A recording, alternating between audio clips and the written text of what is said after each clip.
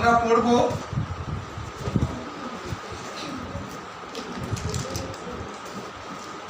পরজীবী বা আমরা পড়ব প্যারাসাইট। অঙ্কুর কইরে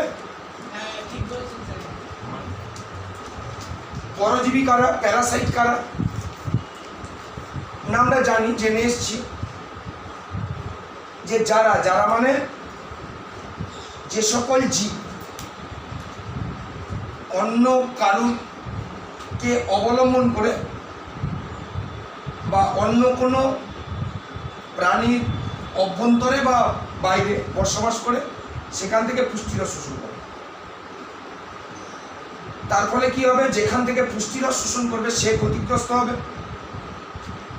আর যে পুষ্টিরস শোষণ করবে সে উপকৃত হবে।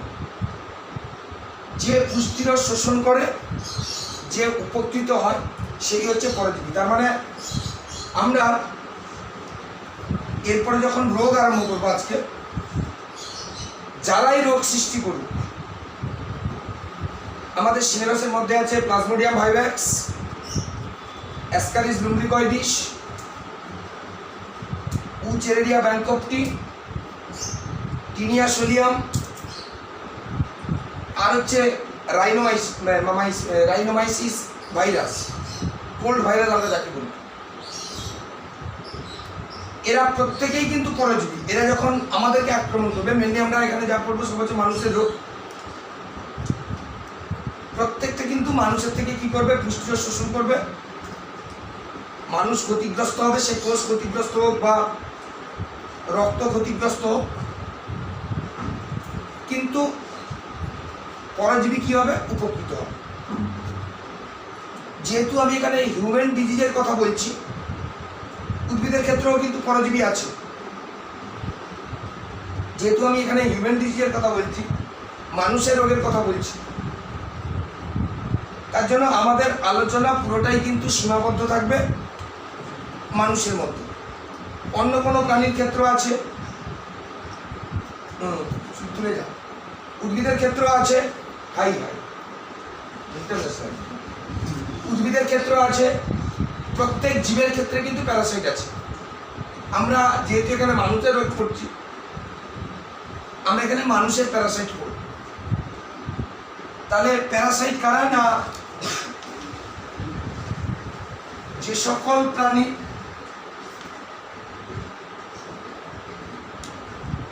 এটা জীবও করতে পারিস, অন্য কোনো প্রাণীর উপর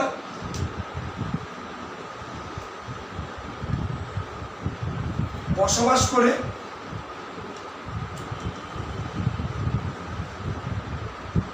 সেই প্রাণী থেকে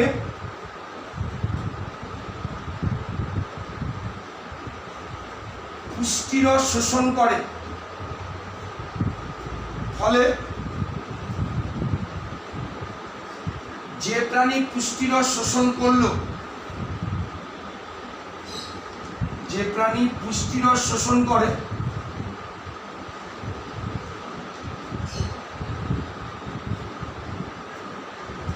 তারা উপকৃত হয়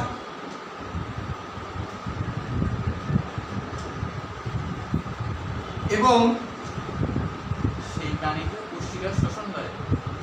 যে প্রাণী পুষ্টিরস শোষণ করে তারা উপকৃত হয় এবং যে প্রাণী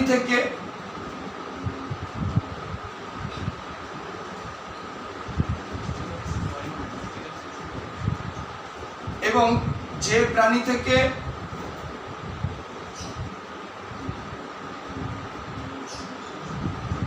পুষ্টিরস শোষিত হয় তারা ক্ষতিগ্রস্ত হয়।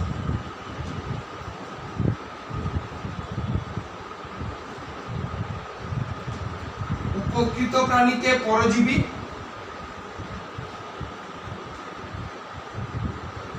এবং ক্ষতিগ্রস্ত প্রাণীকে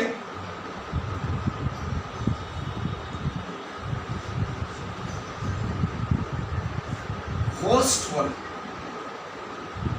উপকৃত প্রাণীকে পরজীবী বলে, হোস্ট আমরা পরে বলব। তাহলে এই হচ্ছে পরজীবী। ওটা পুষ্টিরা সেকেন্ড লাইনে পুষ্টিরা শোষণ করে তো আর লিখে নেই না। তাহলে এই হচ্ছে কি না পরজীবী।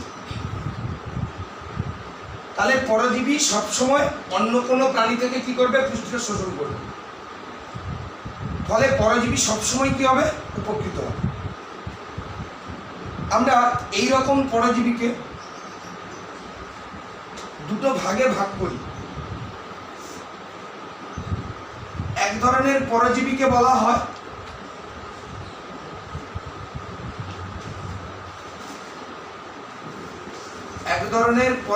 আমরা বলি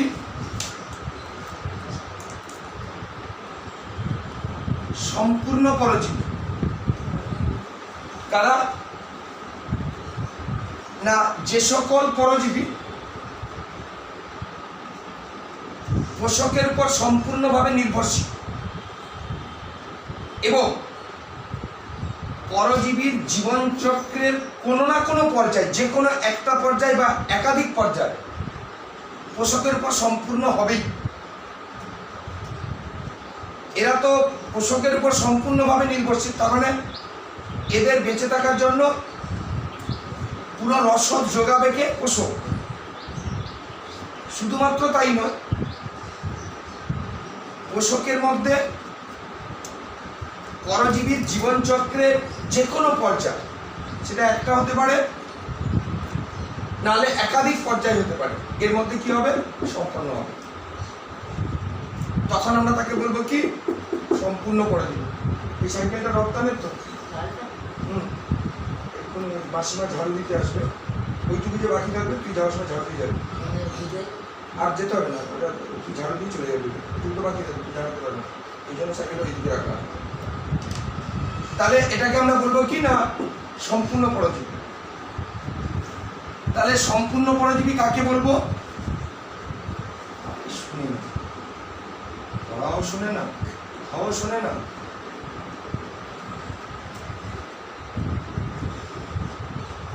পড়া তাও জানে না, 15 বার ধরে মেসেজ করে।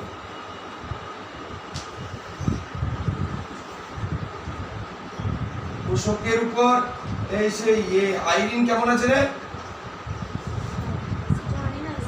হ্যাঁ, তার জ্বর হয়েছিল, জ্বর ভালো হয়েছে তো? তাই তো আমাকে ফোন করেছিল। না, তোরাই তো এসে বলছিলি যে শরীর খারাপ। ও জয়িতা বলেছিল। তাহলে যে সকল পরজীবী পোষকের উপর সম্পূর্ণভাবে নির্ভরশীল এবং পরজীবীর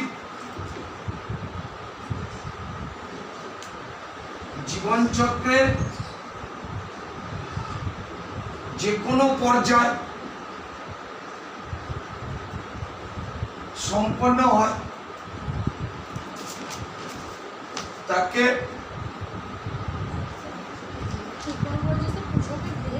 হ্যাঁ অবশ্যই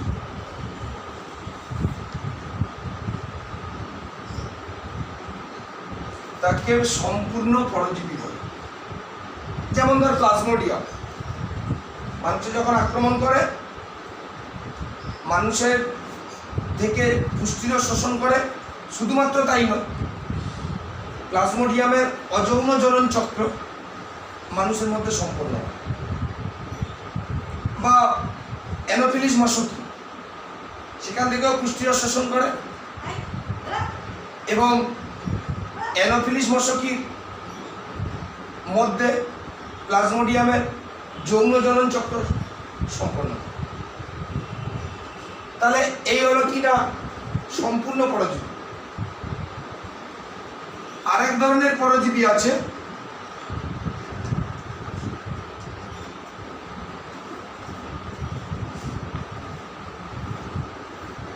যে পরজীবীকে আমরা বলবো কি?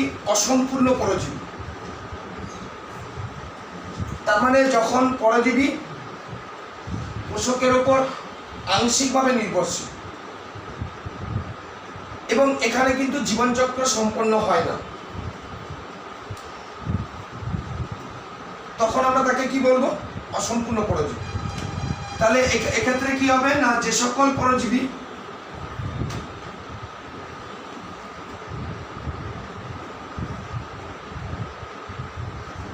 পোষকের উপর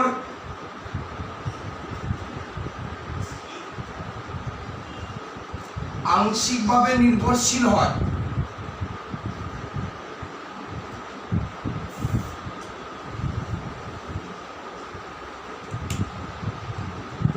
তাদের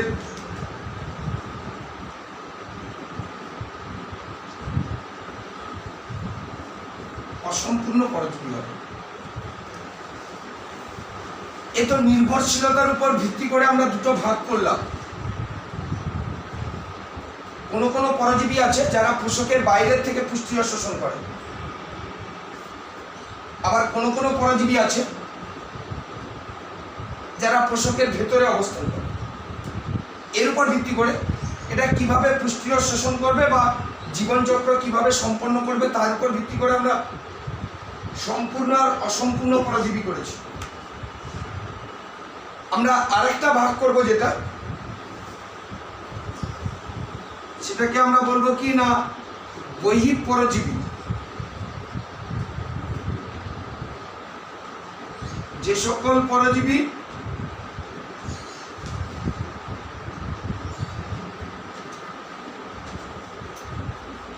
পোষকের বাইরে বসবাস করে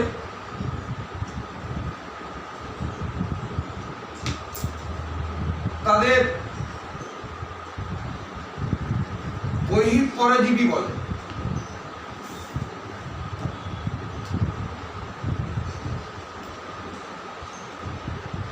যেমন উকুন পোষকের বাইরে অবস্থান করে, সেখান থেকে কি করে না পুষ্টিরস শোষণ করে।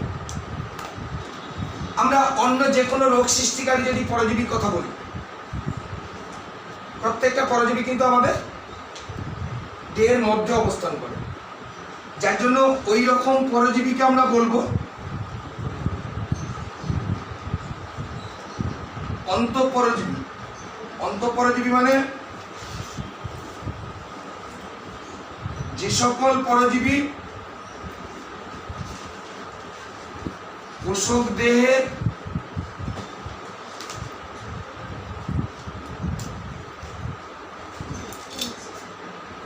ভেতরে বসবাস করে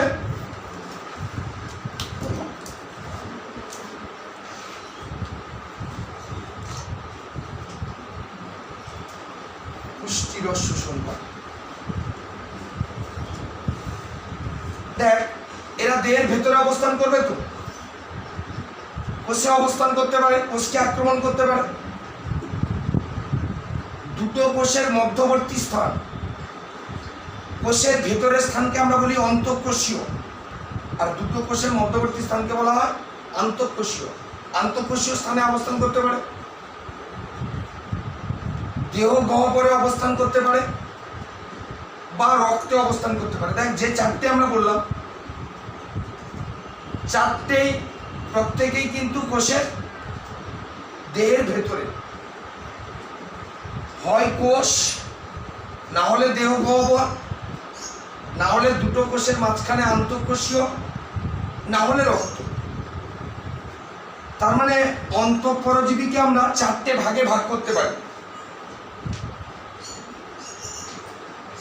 এক নম্বর ভাগ হচ্ছে কোষীয় পরজীবী। তার মানে যে সমস্ত পরজীবী কোষের মধ্যে অবস্থান করে।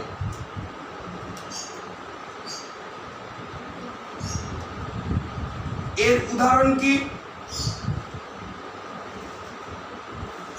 এর উদাহরণ হচ্ছে ম্যালেরিয়া রোগ সৃষ্টিকারী আদ্য প্রাণী প্লাজমোডিয়াম ভাইভ্যাক্স। আন্তঃকোষীয় স্থানে যারা অবস্থান করবে তাদেরকে আমরা কি বলি না কলাস্থানিক পরজীবী। এই সংজ্ঞাগুলো বলে দেবো আমি। এর উদাহরণ কি? এর উদাহরণ হচ্ছে লিসমেনিয়া ডোনোভ্যানি। নাম শুনেছিস? এর সঙ্গে পশ্চিমবঙ্গের নাম জড়িত।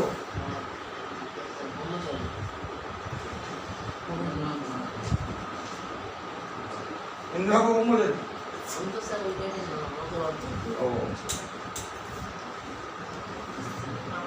কিনা একটা ঝগড়াতে নাম লেগে পড়াশোনা হবে না, ঝগড়াতে ডিপ্লোমা একটা সার্টিফিকেট কোর্স হচ্ছে royal Bengal academy, royal Bengal academy নতুন হয়েছে, এখানে শুধুমাত্র ঝগড়া পড়া। তোর বাড়ির পাশে বললাম খুঁজে নিবি, গুগল সার্চ করবি, ওখানে দিয়েছে। এর সঙ্গে জড়িয়ে আছে দমদম, একে দমদম ফিভার বলা হয়। আর এর ওষুধ সর্বপ্রথম আবিষ্কার করেছিলেন বাঙালি বিজ্ঞানী উপেন্দ্র নারায়ণ ব্রহ্মচারী, ডক্টর ইউএন ব্রহ্মচারী। কালাজ্বর, লিসমেনিয়া ডোনোভেনি। এরপরে হচ্ছে দেহ গহ্বরে যেটা অবস্থান করে তার নাম হচ্ছে দেহ গহ্বরীয় পরজীবী। এর উদাহরণ হচ্ছে অ্যান্টামিবা, হিস্টোলাইটিকা, আমাশয় রোগ সৃষ্টিকারী।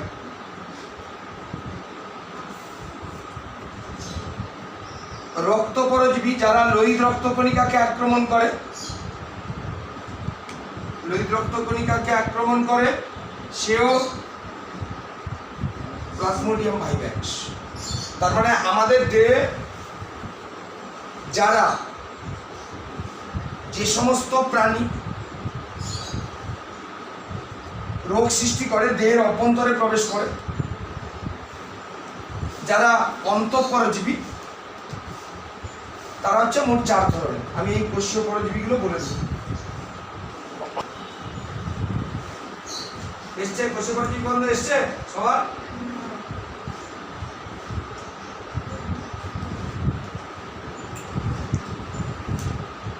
যে সকল পরজীবী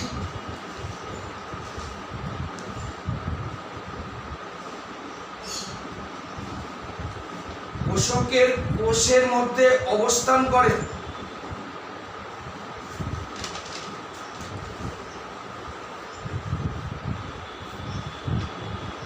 তাদের কোষীয় পরজীবী বলে। উদাহরণ লিখে নে, মাস্ক লাগা।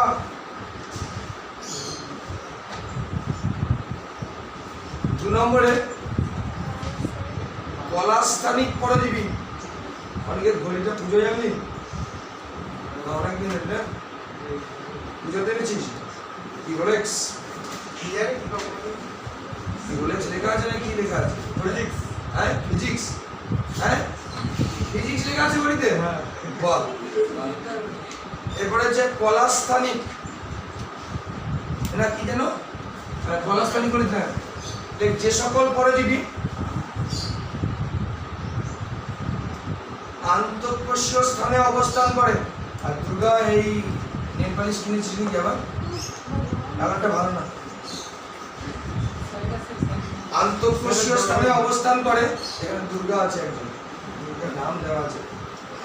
কলাস্থানিক পরজীবী বলে, যেমন লিসমেনিয়া, দুর্গা মেসেজ, লিসমেনিয়া ডোনোভেনি।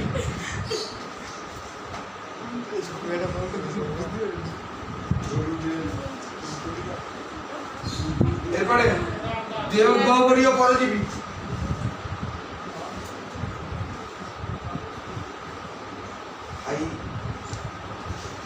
হাই মানে মেসেঞ্জার, হাই না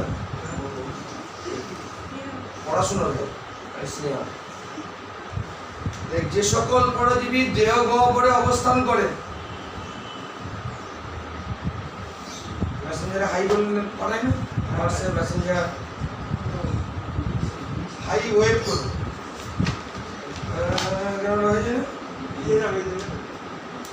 যেমন হচ্ছে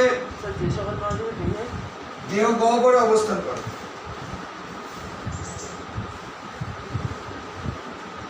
এরপরে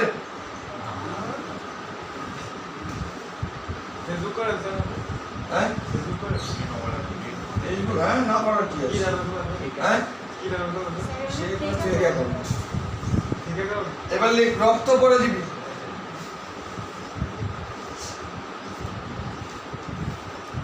ফ্লিপকার্ট অ্যাকাউন্ট আছে আমার।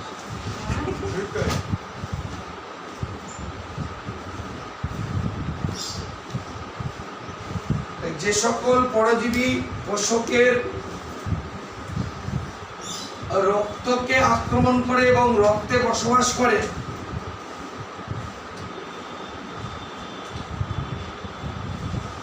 তাদের রক্ত পরজীবী বলে।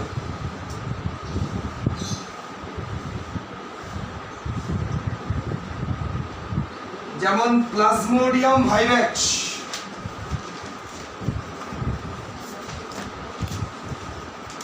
কি একটা আছে ছবি ইনস্টাগ্রাম না কি বলে, আছে না, সেইখানে থেকে দেখতে পাই। তাই তো ফলোয়ার্স এত,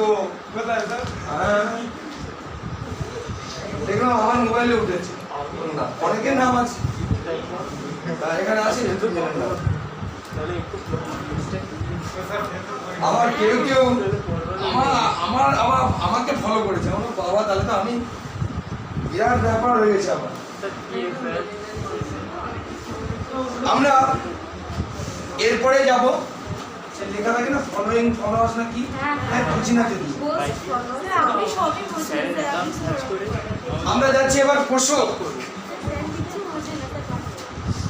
তার মানে যারা আক্রমণ করবে তারা হচ্ছে পরজীবী, যাকে আক্রমণ করবে সে হচ্ছে পোষক। তাহলে পরজীবী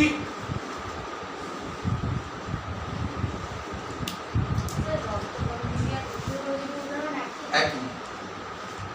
রক্ত তো কোষ, লোহিত রক্তকণিকা মানে কি একটা কোষ। তো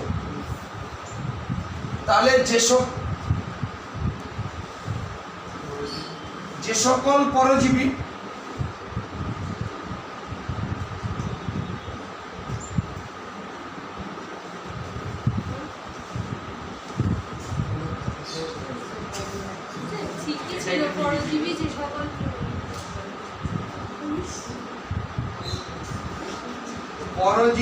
যে সকল প্রাণীকে আক্রমণ করে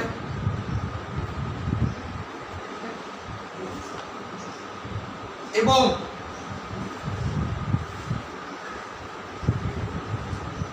যেখান থেকে ভিডিও অন আছে তো, এবং যেখান থেকে পুষ্টিরস শোষণ করে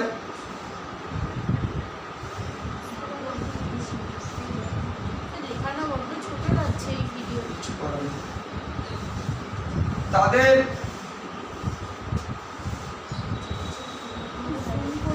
তারা জুম করে নেবে,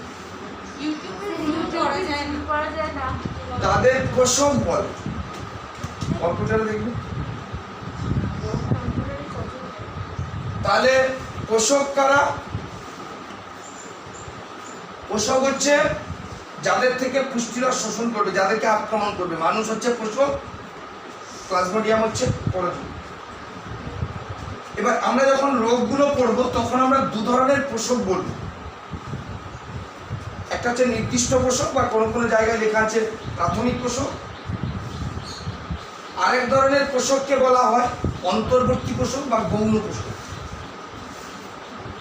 নির্দিষ্ট পোষক কারা? না, যে সকল পোষকের মধ্যে পরজীবীর যৌন চক্র সম্পন্ন হবে। প্লাজমোডিয়ামে এক্ষুনি বলে এসেছি যৌন চক্র সম্পন্ন হয় কোথায়? স্ত্রী অ্যানোফিলিস মশকি। তার মানে স্ত্রী অ্যানোফিলিস মশকি হচ্ছে প্লাজমোডিয়ামের নির্দিষ্ট পোষক।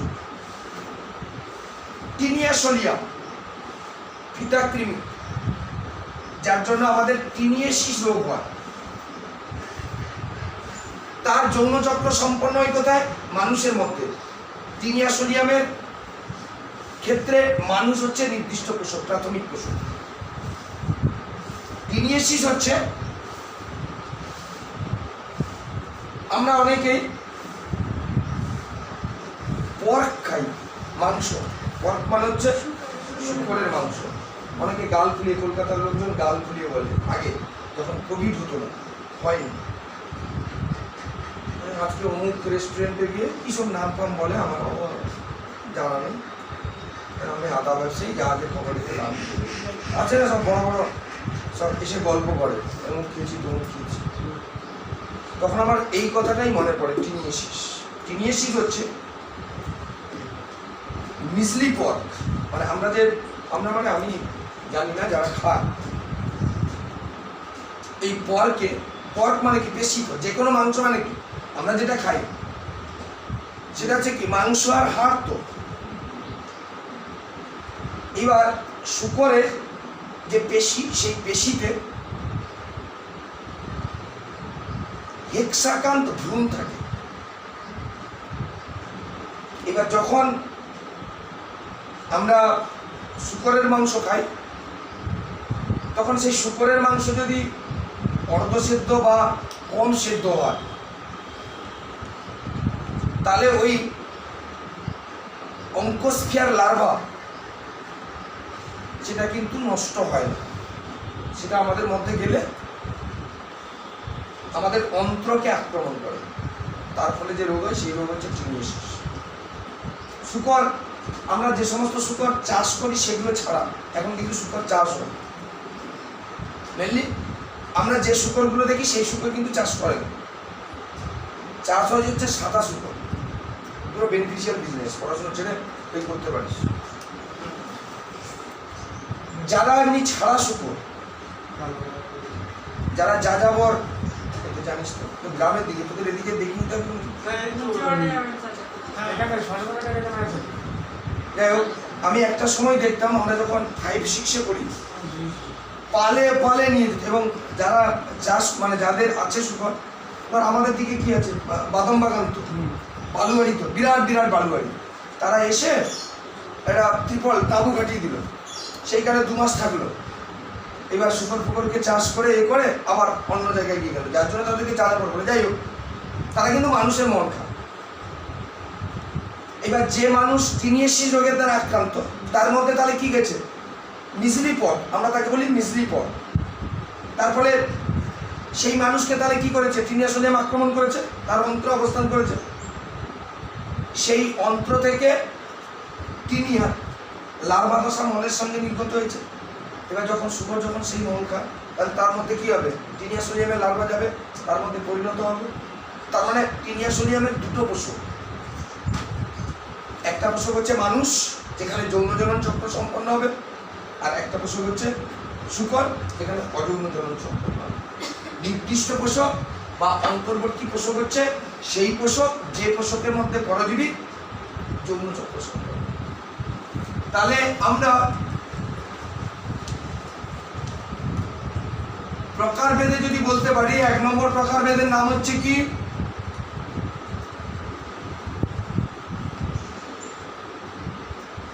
নির্দিষ্ট পোষক, বা একে আমরা প্রাথমিক পোষকও বলতে পারি। তাহলে কাদের বলবো,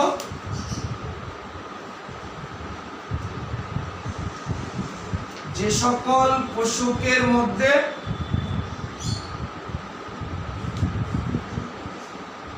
পরজীবীর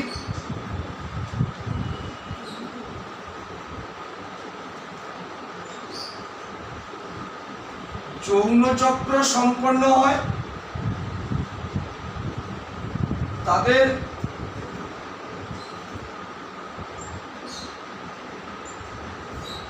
নির্দিষ্ট পরজীবী বলে। আরেক ধরনের পরজীবীকে আমরা কি বললাম, হ্যাঁ, নির্দিষ্ট পোষক বলে। আমরা আরেক ধরনের পোষককে আমরা কি বললাম, গৌণ পোষক, অন্তর্বর্তী পোষক। প্লাজমোডিয়াম আমরা এক্ষুনি পড়ব, তাদের অযৌন জনন চক্র সম্পন্ন হচ্ছে কোথায়, মানুষের মধ্যে। তার মানে প্লাজমোডিয়ামের মনুষ্য চক্র হচ্ছে অযৌন জনন চক্র, সেটা কোথায় সম্পন্ন হচ্ছে, মানুষের মধ্যে। তার মানে মানুষকে আমরা কি বলবো, অন্তর্বর্তী পোষক। মানুষকে আমরা কি বলবো, গৌণ পোষক। তার মানে এখানে সবসময় কি হবে, অন্তর্বর্তী পোষকে বা গৌণ পোষকে সবসময় অযৌন জনন চক্র সম্পন্ন হবে, আর এখানে সবসময় যৌন জনন চক্র সম্পন্ন হবে। তাহলে যে সকল পোষকের মধ্যে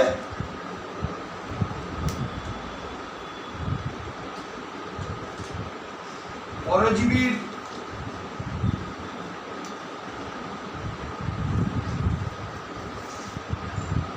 অযৌন চক্র সম্পন্ন হয়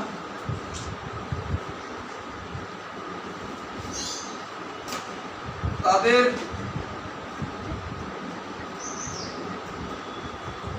অন্তর্বর্তী প্রসব বলে। এবার দেখ, পরজীবী পোষকের মধ্যে যাবে, পোষক ক্ষতিগ্রস্ত হবে। পরজীবী পোষককে ক্ষতি করে দুটো ভাবে। কি কি না, হয় পোষকের কোষকে ধ্বংস করবে, না হয় পরজীবী থেকে এক ধরনের রাসায়নিক পদার্থ খরিত হবে। পরজীবী থেকে যে রাসায়নিক পদার্থ খরিত হয় তার নাম আমরা কি জানি? টক্সিন। এই দুটো হচ্ছে তাদের মোড অফ অ্যাকশন, এই দুটো হচ্ছে তাদের মেকানিজম অফ অ্যাকশন। যে কোনো পশু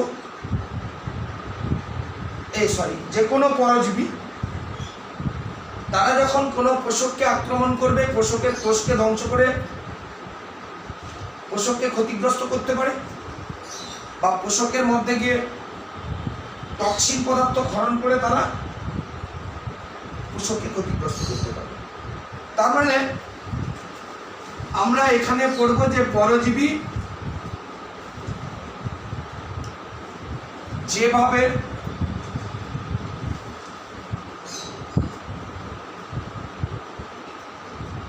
পোষক ধ্বংস করে, এক নম্বর আমরা কি বলতে পারি?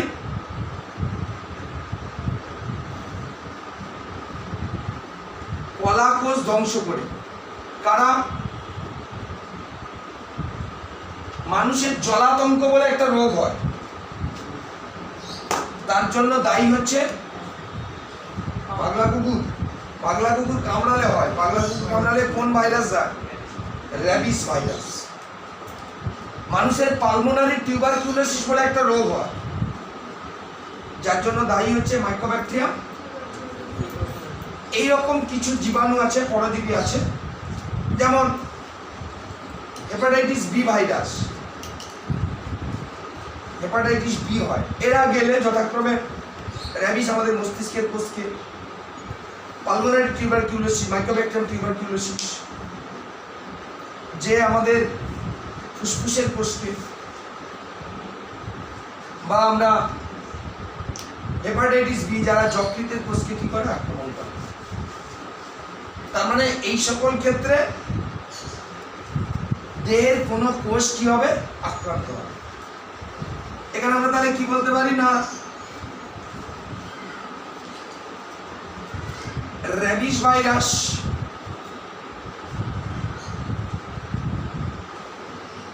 মানুষের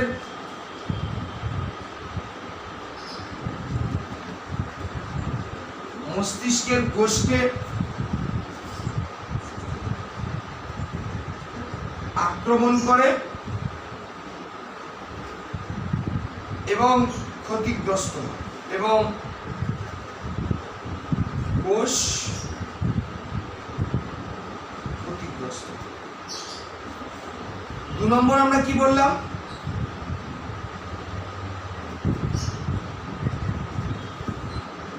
এই টক্সিনের আবার বিশেষত্ব আছে, যেমন আমাদের দেহের মধ্যে যদি কোরাইনিব্যাকটেরিয়াম ডিপথেরি যায়, যারা ডিপথেরিয়া রোগ সৃষ্টি করে, ক্লস্ট্রিডিয়াম টিটেনি যায়, যারা টিটেনাস রোগ সৃষ্টি করে, তারা দেহের টক্সিন উৎপাদনের সঙ্গে সঙ্গে এই টক্সিনটা আমাদের দেহের সঙ্গে মিশিয়ে দেয়। আবার যদি সাইজেলা টাইফোসা বা সালমোনেলা টাইফি যদি আমাদের মধ্যে যায়, তাহলে তারা কিন্তু টক্সিন উৎপাদনের সঙ্গে সঙ্গে কিন্তু আমাদের দেহে টক্সিন মেশায় না। তাদের মৃত্যুর পরে টক্সিন কি হয় না? দেহে মিশ্রিত হয়। যতদিন তারা টাইফয়েড জীবাণু যতদিন আমাদের দেহে বেঁচে থাকে, ততদিন কিন্তু টক্সিন নিঃসরণ করবে না। টক্সিন নিঃসরণ করবে তখনই যখন তারা মারা যাবে, যখন তাদের মৃত্যু হয়। উৎপন্ন হওয়ার সঙ্গে সঙ্গে নির্গত হলে তখন তার নাম হচ্ছে তখন তার নাম হচ্ছে এক্সোটক্সিন। এক্সোটক্সিন মানে এক্ষেত্রে টক্সিন উৎপাদনের সঙ্গে সঙ্গে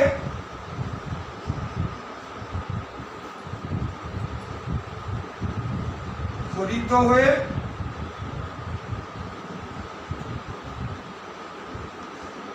দেহে মিশ্রিত হয়। আর একটা কি বলবো, এন্ডোটক্সিন। এক্ষেত্রে এর উদাহরণটা কি বললাম যেন, টিটেনাস, ডিপথেরিয়া ইত্যাদি। আর এক্ষেত্রে কি হবে, প্যাথোজেনের বা পরজীবীর মৃত্যুর পর টক্সিন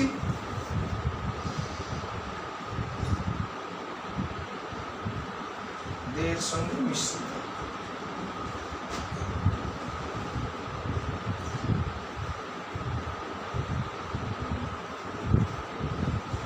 এর উদাহরণ হচ্ছে টাইফয়েড। তাহলে এই গেল পোষক, পরজীবী ইত্যাদি। এরপরে আমরা ডাইরেক্ট রোগের কথা চলে আসছি। থাম থাম থাম, পড়ে গেলে ভাবি না যে ইচ্ছে করে পড়েছি। ব্যালেন্স না রাখতে পারলে, হ্যাঁ বয়স তো হয়েছে, বয়স হয়নি বাবারে, ছোট হয়ে গেছিল খুব। বয়স এটা 63 চলছে। হ্যাঁ 61 বলেছিল।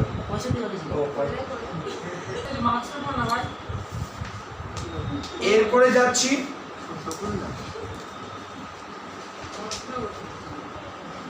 বিভিন্ন ধরনের রোগ। ফার্স্ট আমরা আজকে আরম্ভ করছি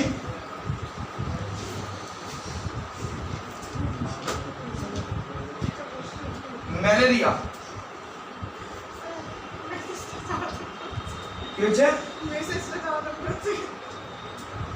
ম্যালেরিয়া, এমনি ম্যালেরিয়ার যদি লিটারাল মিনিং চাই, আমরা জানি যে হচ্ছে ব্যাড এয়ার।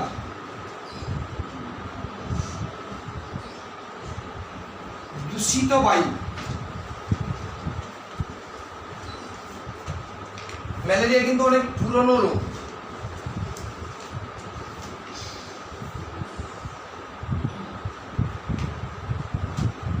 মানে ওই 1800 সালকে কি বলা হয়, অষ্টাদশ, তো মানে ওই অষ্টাদশ শতাব্দীর লাস্টের দিকে কিন্তু এটা আবিষ্কার হয়েছিল। যে বিজ্ঞানী নোবেল পেয়েছিলেন সে কিন্তু 1902-এ, কারণ এই সেই তার আরো 10-15 বছর আগে রোগটা আবিষ্কার হয়েছে। অনেক পুরনো রোগ। এবং এই রোগে যে রোগ সৃষ্টিকারী প্যাথোজেন, এই প্যাথোজেন কিন্তু তাদের জেনাসগুলো একই, কিন্তু প্রত্যেকের স্পিসিস আলাদা। কেন না, আমরা যখন ম্যালেরিয়া রোগের লক্ষণ পড়ব তখন আমরা দেখবো যে কাঁপুনি দিয়ে জ্বর আসে, আবার ঘাম দিয়ে জ্বর ছেড়ে যায়। এই যে জ্বর ছেড়ে যায় তার মানে কিন্তু পার্মানেন্ট ছেড়ে যায় না, আবার কিন্তু আসে। প্রত্যেকটা রোগের জ্বরের ক্যারেক্টার কিন্তু আলাদা।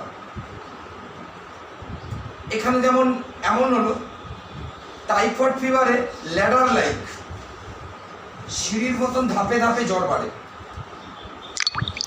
এবং বিকেলের দিকে জ্বরটা বাড়ে, যার জন্য সিঁড়ির মতন ধাপে ধাপে বাড়ে বলে ল্যাডার লাইক বলা হয়। যার জন্য দেখবি যাদের টাইফয়েড হয় ডাক্তারবাবু বলেন যে একটা তাপমাত্রার চার্ট তৈরি করতে, 10টার সময় কত হলো, 12টার সময় কত হলো, দেখা যাবে যে ধাপে ধাপে জ্বরটা কি হচ্ছে, বাড়ছে। আবার যদি আমরা ডেঙ্গু ফিভারের ক্ষেত্রে জ্বর যাই, হাই টেম্পারেচার হবে, কিন্তু গাঁটে গাঁটে কি হবে, বিভৎসভাবে যন্ত্রণা হবে। আমরা যদি কোভিড-19 ক্ষেত্রে যাই, এখানেও জ্বর হয়, কিন্তু এর সিমটমস হচ্ছে আলাদা। প্রত্যেকটা রোগের ক্ষেত্রে যে জ্বর হয়, প্রত্যেকটা রোগের জ্বরের ক্যারেক্টার কিন্তু আলাদা। এবার এখানেও আমরা যদি প্যাথোজেন পড়ি, ম্যালেরিয়া রোগের ক্ষেত্রে, তাহলে এই যে জ্বর আসা আর জ্বর ছেড়ে যাওয়া, এদের এই ইন্টারভ্যালটা 6 ঘন্টা, 12 ঘন্টা, 24 ঘন্টা, 48 ঘন্টা হতে পারে। তার মানে 6 ঘন্টার মাথায় জ্বর আসতে পারে, 12 ঘন্টা, 24 ঘন্টা বা 2 দিনে আসতে পারে। এর উপর ভিত্তি করে আমরা ম্যালেরিয়াকে 4টে ভাগে ভাগ করেছি। কি কি? কমন যে ম্যালেরিয়াটা হয়, অধিকাংশ আমরা যে ম্যালেরিয়া দেখি শুনি, তার নাম হচ্ছে benign tertian malaria, most common malaria. এবং এর জীবাণুর নাম হচ্ছে কি? এর জীবাণুর নাম হচ্ছে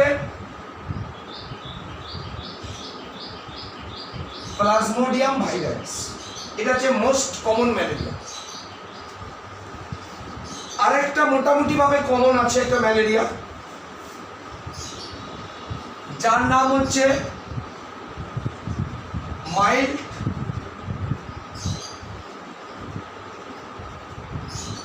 টার্সিয়ান ম্যালেরিয়া।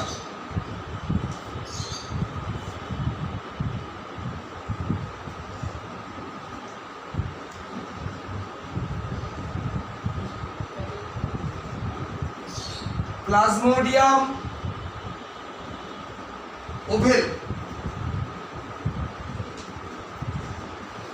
আরেকটা ম্যালেরিয়া হয়, যদিও কমন না, তবুও কারো কারো ক্ষেত্রে হয়, তার নাম হচ্ছে কোয়ার্টান ম্যালেরিয়া।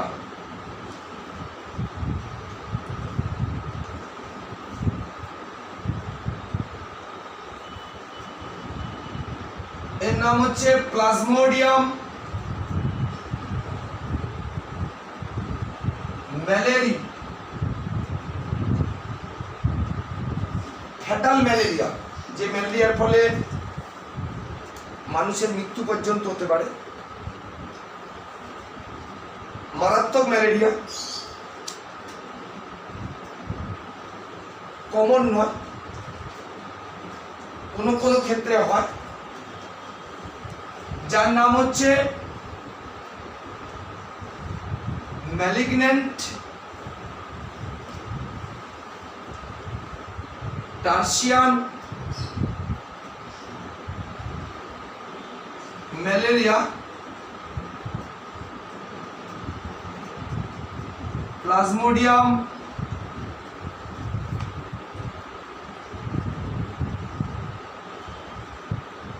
ফ্যালসিপেরাম।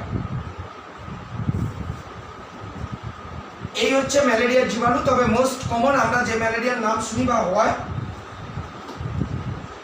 সেটা হচ্ছে ভাইভ্যাক্স, বিনাইন টার্সিয়ান ম্যালেরিয়া।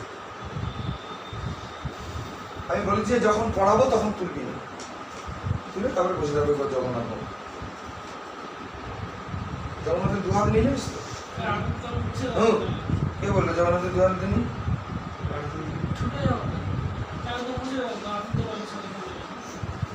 আমি বলেছি যখন আমি পড়াবো তখন, আমি যখন লিখবো তখন লিখবি, আমি তো পড়াচ্ছি তো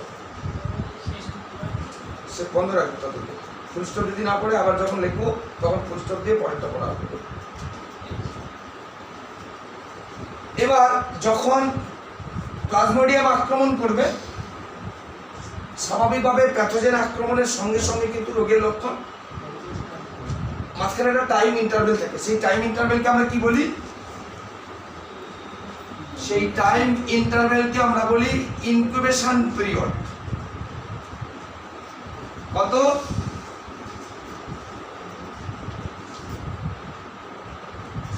10 থেকে 37 দিন। তার মানে প্লাজমোডিয়াম প্রবেশ করলে তার 10 দিন থেকে 37 দিনের মাথায় ম্যালেরিয়ার যে সিমটমসগুলো, সেই সিমটমসগুলো কি হবে? প্রকাশিত হবে। আমরা আগের দিন পড়ে এসেছি যে দুটো কথা, একটা হচ্ছে বাহক আর একটা হচ্ছে ভেক্টর। বাহক শুধুমাত্র পরজীবীর জীবাণু বহন করবে, আর ভেক্টর পরজীবীর জীবাণু বহন করবে এবং পরজীবীর জীবন চক্রের কোনো না কোনো দশা তার মধ্যে সম্পন্ন হবে।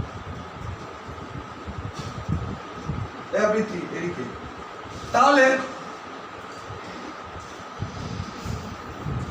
একে আমরা তাহলে কি বলবো? আমরা একে বলবো ভেক্টর। কেন না? প্লাজমোডিয়ামের জীবন চক্রের কোনো না কোনো দশা এর মধ্যে কি হবে? সম্পন্ন হবে। এর ভেক্টর কে? স্ত্রী অ্যানোফিলিস স্টিফেনসাই মশকি। পুরুষ মশা কখনো রোগ বহন করে না, ছড়ায় না। পুরুষ মশার যে হুল, যাকে আমরা বলি প্রোবোসিস, সেই সুরটা হচ্ছে কি ভোঁতা। তারা মানুষের রক্ত পান করতে পারে না। তারা ফুলের 6G স্পিড দিলে লাভ নেই তো, কোনো নোবেল দেবে না। বাবা বলছি এটা শোন। যারা স্ত্রী মশকি তাদের প্রোবোসিস হুলটা অনেক সরু, যার জন্য তারা রক্তপান করে, তারা রোগটাকে ছড়িয়ে দেয়। এই ম্যালেরিয়ার সঙ্গে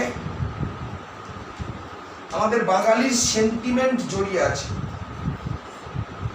জানিস? যে আমাদের সেন্টিমেন্ট কোথায় জড়িয়ে আছে? কেউ জানিস না? 16, 17, 18-তে কুইজ ফার্স্ট আমাদের বাঙালি সেন্টিমেন্ট জড়িয়ে আছে।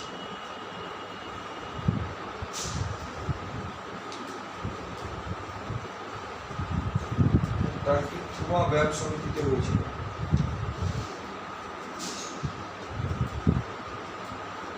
কেউ জানিস না? এর যে এই জীবাণু প্যাথোজেন, এই প্যাথোজেন আবিষ্কার করেন একজন বিজ্ঞানী,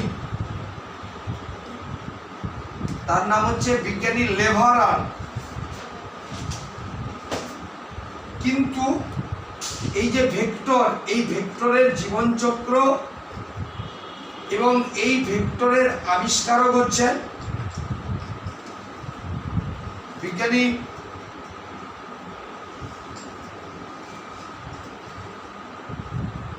রোনাল্ড রস। আবিষ্কার করেছিলেন কোথায় জানিস তো? এসএসকেএম পিজি হসপিটালে। যার জন্য দেখবি আমরা পিজি হসপিটালে কেউ যদি গেছিস, না যাওয়া ভালো, হসপিটালে না যাওয়াটাই কাম্য। একমাত্র পড়াশোনা করতে গেলে সেটা আলাদা। দেখ, জাস্ট ঢোকার মুখেই সেখানে আছে রোনাল্ড রস ব্লক, যেখানে ওপিডি চেস্ট চিকিৎসা করা হয়। ঠিক আছে, বড় করে লেখা আছে তার স্মৃতির উদ্দেশ্যে। এবং এই যুগান্তকারী আবিষ্কারের জন্য রোনাল্ড রস ওই 1902 সালে জীবাণু আবিষ্কার করেছে। আমি অধিকাংশ বইতে দেখেছি, কুইজ মাস্টার কি বলবে জানি না, যে লেখা আছে যে রোনাল্ড রস ম্যালেরিয়ার প্যাথোজেন আবিষ্কার করেছেন। তথ্যটা কিন্তু পুরোটাই ভুল। রোনাল্ড রস কখনো প্যাথোজেন আবিষ্কার করেননি। প্যাথোজেন আবিষ্কার করেছেন বিজ্ঞানী লেভারেন। রোনাল্ড রসের আবিষ্কার হচ্ছে অ্যানোফিলিস মশকি এবং তার লাইফ সাইকেল প্যাটার্ন। প্লাজমোডিয়াম কিভাবে তার জীবনচক্র সম্পন্ন করবে, বা প্লাজমোডিয়ামের ঘটনা সেগুলো কিন্তু বিজ্ঞানী রোনাল্ড রস একবারও কিন্তু আলোকপাত করেন। তিনি যেটা আবিষ্কার করেছিলেন সেটা হচ্ছে মশকির ব্যাপারটা। আমরা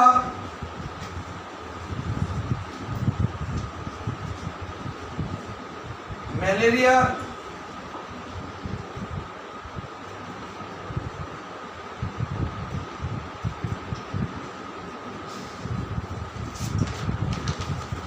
রোগ সংক্রমণ পদ্ধতি পড়ব। ম্যালেরিয়া রোগ কিভাবে অসুস্থ ব্যক্তির দেহ থেকে সুস্থ ব্যক্তির মধ্যে ছড়িয়ে পড়ে ভায়া অ্যানোফিলিস মশক। একজন আক্রান্ত ব্যক্তি যে ম্যালেরিয়া দ্বারা আক্রান্ত হয়েছে, ওই আক্রান্ত ব্যক্তির রক্তে মানে প্রান্তীয় রক্ত মানে মশকি যখন আমাদেরকে কামড়ায় সে কিন্তু ডিপ জায়গা থেকে, দেহের গভীর অংশ থেকে কিন্তু রক্ত নিতে পারে না, দেহের উপরিভাগ থেকে তারা কিন্তু রক্ত নেয়। এইরকমকে আমরা বলি প্রান্তীয় রোগ। যারা ম্যালেরিয়া রোগাক্রান্ত হয় তাদের প্রান্তীয় রক্তে ওই প্লাজমোডিয়াম জীবাণুর একটা দশা অবস্থান করে। সেই দশার নাম হচ্ছে গ্যামেটোসাইট দশা। মানুষ তো প্লাজমোডিয়ামের পোষক, অন্তর্বর্তী পোষক, গৌণ পোষক, তার মানে অযৌন জনন চক্র সম্পন্ন হবে। তাহলে প্রান্তীয় রক্তে অবস্থান করেছিল কি গ্যামেটোসাইট। এবার একটা মশকি যখন, স্ত্রী অ্যানোফিলিস মশকি, সে যখন আক্রান্ত মানুষকে কামড়াবে, রক্ত পান করবে, তখন প্রান্তীয় রক্তে কি আছে? প্লাজমোডিয়ামে গ্যামেটোসাইট। তাহলে যখন রক্ত পান করবে রক্তের সঙ্গে কি যাবে? গ্যামেটোসাইট দশা যাবে। মশকির মধ্যে ওই গ্যামেটোসাইট স্পোরোজয়েন্টে পরিণত হবে। সেই স্পোরোজয়েন্ট মশকির লালা গ্রন্থিতে থাকবে। সেই মশকি, যে মশকির লালা গ্রন্থিতে প্লাজমোডিয়ামের স্পোরোজয়েন্ট আছে, সেই মশকি যদি একজন সুস্থ মানুষকে কামড়ায়, তাহলে লালা গ্রন্থিতে আছে তো, তাহলে স্পোরোজয়েন্ট কি হবে? রক্তের সঙ্গে মিশ্রিত হবে। স্পোরোজয়েন্ট পরিণত হবে কিসে? মেরোজয়েন্টে। মেরোজয়েন্ট রক্তের সঙ্গে মিশলে সিভারিং হয়। সিভারিং মানে কাঁপুনি দিয়ে জ্বর আসে। তাহলে দেখ, গ্যামেটোসাইট টু স্পোরোজয়েন্ট কোথায় হচ্ছে? মশকির মধ্যে। নিশ্চয় কি গ্যামেটোসাইট, সেখানে হচ্ছে কি স্পোরোজয়েন্ট। স্পোরোজয়েন্টটা কোথায় অবস্থান করছে? লালা গ্রন্থিতে। সেই স্পোরোজয়েন্ট টু মেরোজয়েন্ট কোথায় হচ্ছে? মানুষের মধ্যে। তার মানে স্পোরোজয়েন্ট টু মেরোজয়েন্ট হচ্ছে অযৌন জনন দশা, অন্তর্বর্তী পোষক। আর অ্যানোফিলিস মশকি আমরা কি বলেছিলাম? নির্দিষ্ট পোষক, তার মানে যৌন জনন সম্পন্ন হবে। তার মানে গ্যামেটোসাইট টু স্পোরোজয়েন্ট, যৌন জনন দশা। আমরা এর পরে যেটা পড়ব সেটা হচ্ছে প্লাজমোডিয়ামের জীবনচক্র। আমি এইটুকু অংশ বলে দেব, এটা আমি যেটা বলে দেবো সেটাই লিখবি। আমরা এবার যেটা আসছি, হ্যাঁ না ফাঁকা দিতে হবে না, মুখে লিখে নিয়ে যাবি, দিয়ে সেটা জেরক্স দোকানে মুখটা পেতে দিবি। প্লাজমোডিয়ামের জীবনচক্র। আমরা যদি প্লাজমোডিয়ামের জীবনচক্র পড়ি, আমরা দু ধরনের পড়েছি। এটা হচ্ছে অযৌন জনন চক্র, মানুষের মধ্যে সম্পন্ন হয়। আর এটা হচ্ছে যৌন জনন চক্র, যেটা স্ত্রী অ্যানোফিলিস মশকির মধ্যে সম্পন্ন হয়। তাহলে আমরা বলবো কি, অযৌন জনন চক্র, বা একে আমরা বলবো কি মনুষ্য দশা, আর একটাকে আমরা বলবো যৌন জনন চক্র, বা আমরা কি বলবো? মশকি দশা। এটা মানুষের মধ্যে সম্পন্ন হয়, এটা মশকির মধ্যে সম্পন্ন হয়। আমরা এবার আরম্ভ করব অযৌন জ্বলন চক্র।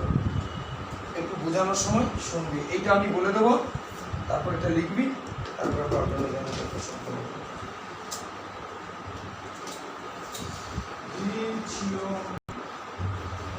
রোগ সংক্রমণ পদ্ধতি। ম্যালেরিয়া আক্রান্ত কোনো ব্যক্তিকে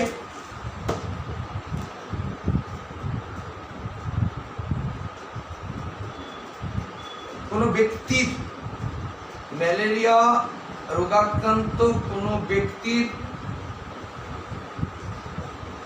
রক্তপান করার সময়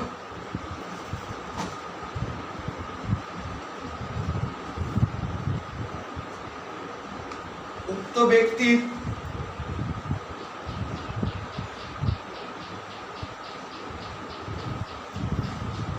প্রান্তীয় রক্তে বর্তমান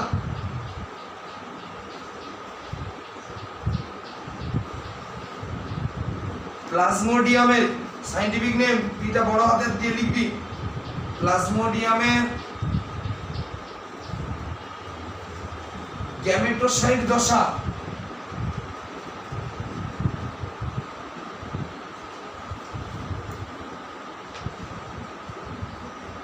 মশকির দেহে প্রবেশ করে।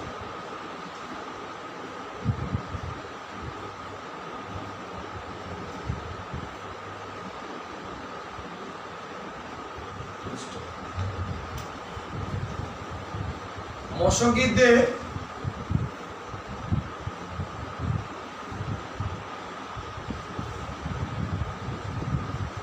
গ্যামেটোসাইট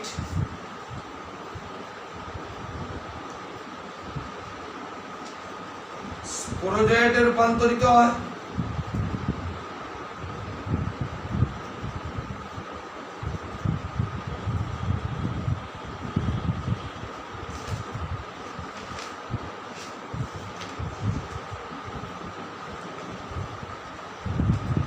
এবং মশকির লালা গ্রন্থিতে অবস্থান করে।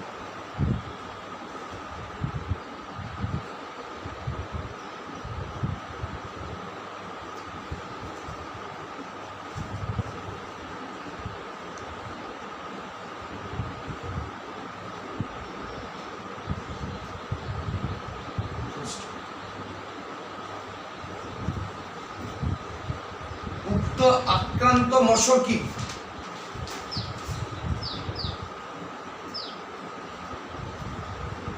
সুস্থ মানুষের রক্তপান করার সময়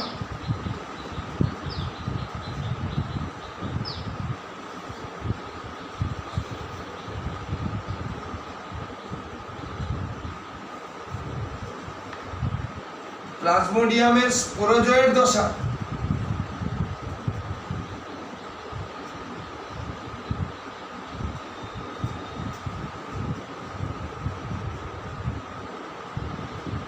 মানুষের মধ্যে প্রবেশ করে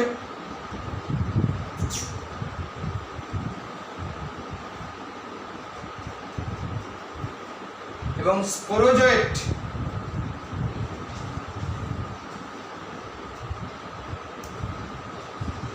মানুষের মধ্যে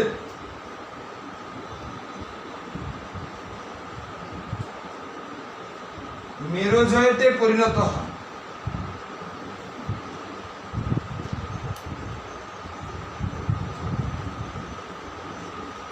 মেরোজয়েট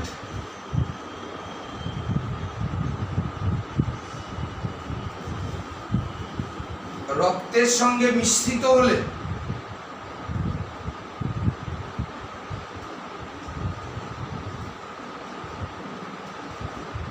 ম্যালেরিয়ার লক্ষণ প্রকাশিত হয়।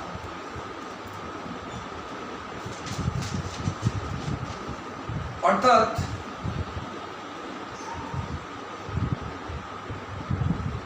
কাঁপুনি দিয়ে জ্বর আসে,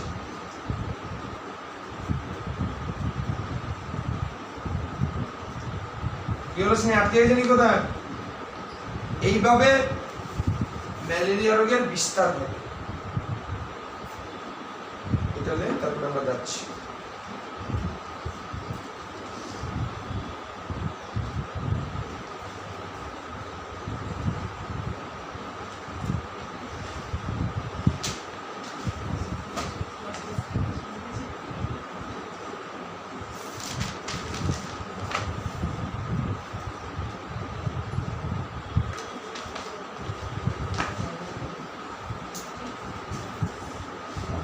করছে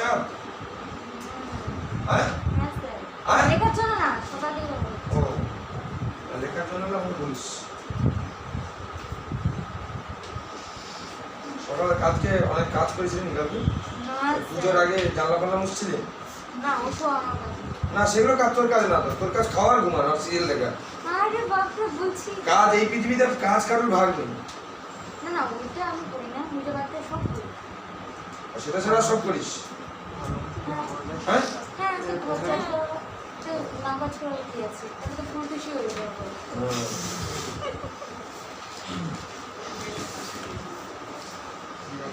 তাদের মধ্যে তুই খাই আর শুই মোটেই না কে কে দুজনে সে তো ডাকলো না সেই ইতিহাস বললাম যে ডাকতে তাও তো ডাকতে সেই টাকি দিয়ে ঘুরে আসি তোকে তো একদিন বলিস না যে স্যার দুটো আমাদের যে উচ্ছিষ্টটা সেটাই নয় খেয়ে যান এমনি তো বিড়াল কুকুরকে তো দিয়ে দিস সেগুলো আরে নিয়ে আপনি তো কবে যান বলেন তো না কবে যান স্যার স্কুলে যান তো এখন আচ্ছা আমরা মনুষ্য দশা আরম্ভ করছি আচ্ছা আমাদের পরীক্ষায় পুরো মনুষ্য দশা বা মনুষ্য চক্র যৌন চক্র কিন্তু পুরোটা আসবে না আমরা যখন মনুষ্য চক্র পড়ব বা অযৌন চক্র পড়ব যাই বলি না কেন এটা মোট 4টে দশা সমন্বয়ে গঠিত কি কি 4টি দশা 2 নম্বর দশাটাকে আমরা বলি কেন 2 নম্বরটা প্রথম বললাম আমি বলছি এরিথ্রোসাইটিক দশা বা কোন কোন বইতে লেখা আছে এরিথ্রোসাইটিক চক্র একই জিনিস স্যার এক নম্বরে ফাঁকা রেখে না বলছি এরিথ্রোসাইট কথাটা এসছে লোহিত রক্ত কণিকা থেকে লোহিত রক্ত কণিকাকে আমরা বলি এরিথ্রোসাইট প্লাজমোডিয়ামের যে দশা লোহিত রক্ত কণিকায় সম্পন্ন হবে তার নাম হচ্ছে এরিথ্রোসাইটিক দশা পূর্বকে আমরা কি বলি প্রি আর পরেকে আমরা কি বলি পোস্ট এই এরিথ্রোসাইটিক দশার আগে হয় বলে এটাকে আমরা কি বলি এই জন্য আমি প্রথম লিখেছিলাম এটাকে আমরা বলবো কি প্রি এরিথ্রোসাইটিক দশা এটা কিন্তু মানুষের লোহিত রক্ত কণিকায় সম্পন্ন হয় না যকৃতে সম্পন্ন হয় তার মানে প্লাজমোডিয়ামের মনুষ্য চক্র মানুষের লোহিত রক্ত কণিকায়ও হয় আবার মানুষের গালে আমি চিন্তা করছি সেই চিন্তা নাকি হ্যাঁ এদিকে সোজা এদিকে দেখ তাহলে এটা যকৃতে আর এটা হচ্ছে রক্তে পরেরটাকে আমরা কি বলবো পোস্ট এরিথ্রোসাইটিক দশা তার মানে এরিথ্রোসাইটিক দশা পরেরটাকে আমরা কি বলবো এটা আবার কোথায় হয় যকৃতে এগুলো তো আপনি বলবেন স্যার সব বলবো এগুলোই তো ইম্পর্টেন্ট আর 4 নম্বর হচ্ছে কি গ্যামেট উৎপন্ন হয় গ্যামেট উৎপন্ন হয় বলে এটাকে আমরা কি বলি গ্যামেটো বলি যকৃৎ লোহিত রক্ত কণিকা এইরকম করে মনে রাখবে যকৃৎ লোহিত রক্ত কণিকা 2 আর 4 হচ্ছে লোহিত রক্ত কণিকা 1 আর 2 হচ্ছে যকৃৎ তার মানে 1 আর 3 হচ্ছে যকৃৎ তার মানে প্লাজমোডিয়াম ভাইভ্যাক্স বা প্লাজমোডিয়াম মানুষের যকৃৎকে আক্রমণ করে আবার লোহিত রক্ত কণিকাকে আক্রমণ করে আমরা 1 নম্বরে আসছি যেটা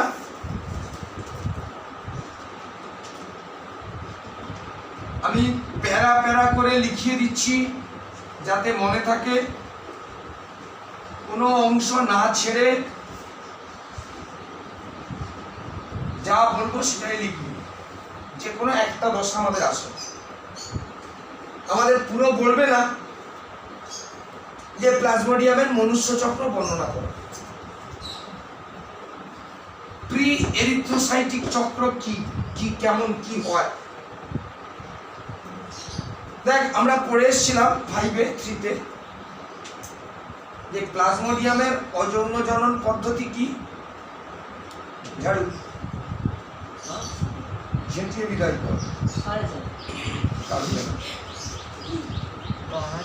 হ্যাঁ গান আছে কেউ জানিস? প্লাজমোডিয়ামের 3-তে মনে হয় পড়েছিল। প্লাজমোডিয়ামের অযৌন জনন হয় বহু বিভাজন পদ্ধতির মাধ্যমে। অ্যামিবা হয় দ্বিবিভাজন, ইউগ্লিনা হয় অনুপ্রস্থ দ্বিবিভাজন, প্যারামেসিয়াম হয় অনুদৈর্ঘ্য দ্বিবিভাজন, ওপালিনা হয় প্লাজমোটমি, প্লাজমোডিয়াম হয় বহু বিভাজন। 11-এর খাতাটা বের করা যায়, সেখানে দেখানো আছে। যাই হোক, প্লাজমোডিয়াম বহু বিভাজন পদ্ধতির মাধ্যমে জনন প্রক্রিয়া সম্পন্ন করে।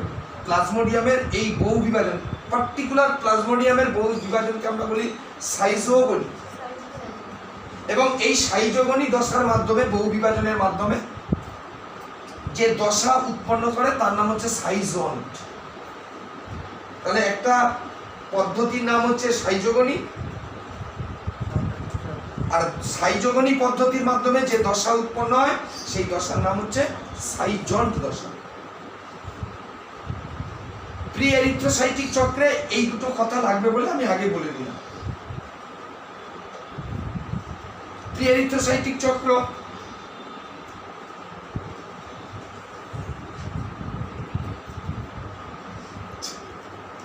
এটা আক্রান্ত মশকি যখন সুস্থ মানুষের রক্ত পান করবে,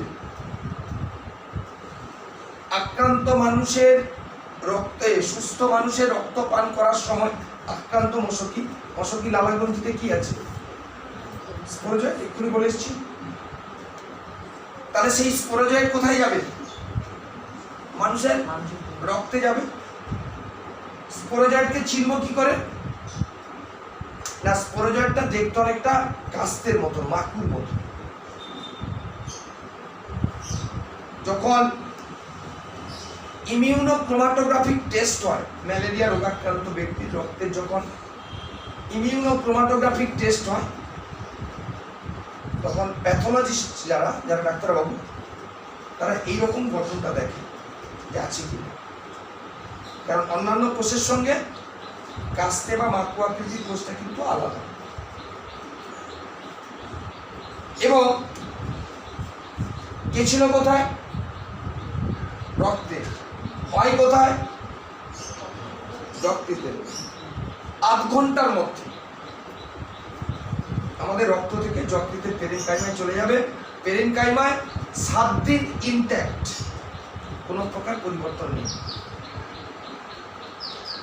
7 দিন থাকার পরে সাইজন্ট দশায় পরিণত হয়। সাইজন্টের বিশেষ বৈশিষ্ট্য কি? না, বহু নিউক্লিয়াস যুক্ত একটা দশা। সাইজন্ট এবার কি হবে? বহু বিভাজন পদ্ধতি হবে। বহু বিভাজন পদ্ধতিকে আমরা কি বলেছি? সাইজোগনি। কোন সাইজোগনি নাম কি হবে? Pre erythrocytic schizogony. কারণ প্রি এরিথ্রোসাইটিক চক্রের সাইজোগনিকে আমরা বলবো কি? Pre erythrocytic schizogony. এটা প্রি এরিথ্রোসাইটিক দশা করতে চক্র করতে পারি আমি, এখানে দশা করেছি। প্রি এরিথ্রোসাইটিক সাইজোগনি পদ্ধতির মাধ্যমে উৎপন্ন করবে কি? মেরোজয়েড। কোন মেরোজয়েড কোন দশায় উৎপন্ন হচ্ছে? প্রি এরিথ্রোসাইটিক মেরোজয়েড, বা তার অল্টারনেটিভ নাম হচ্ছে ক্রিপ্টোজয়েড। কোথায় হচ্ছে? যকৃতে।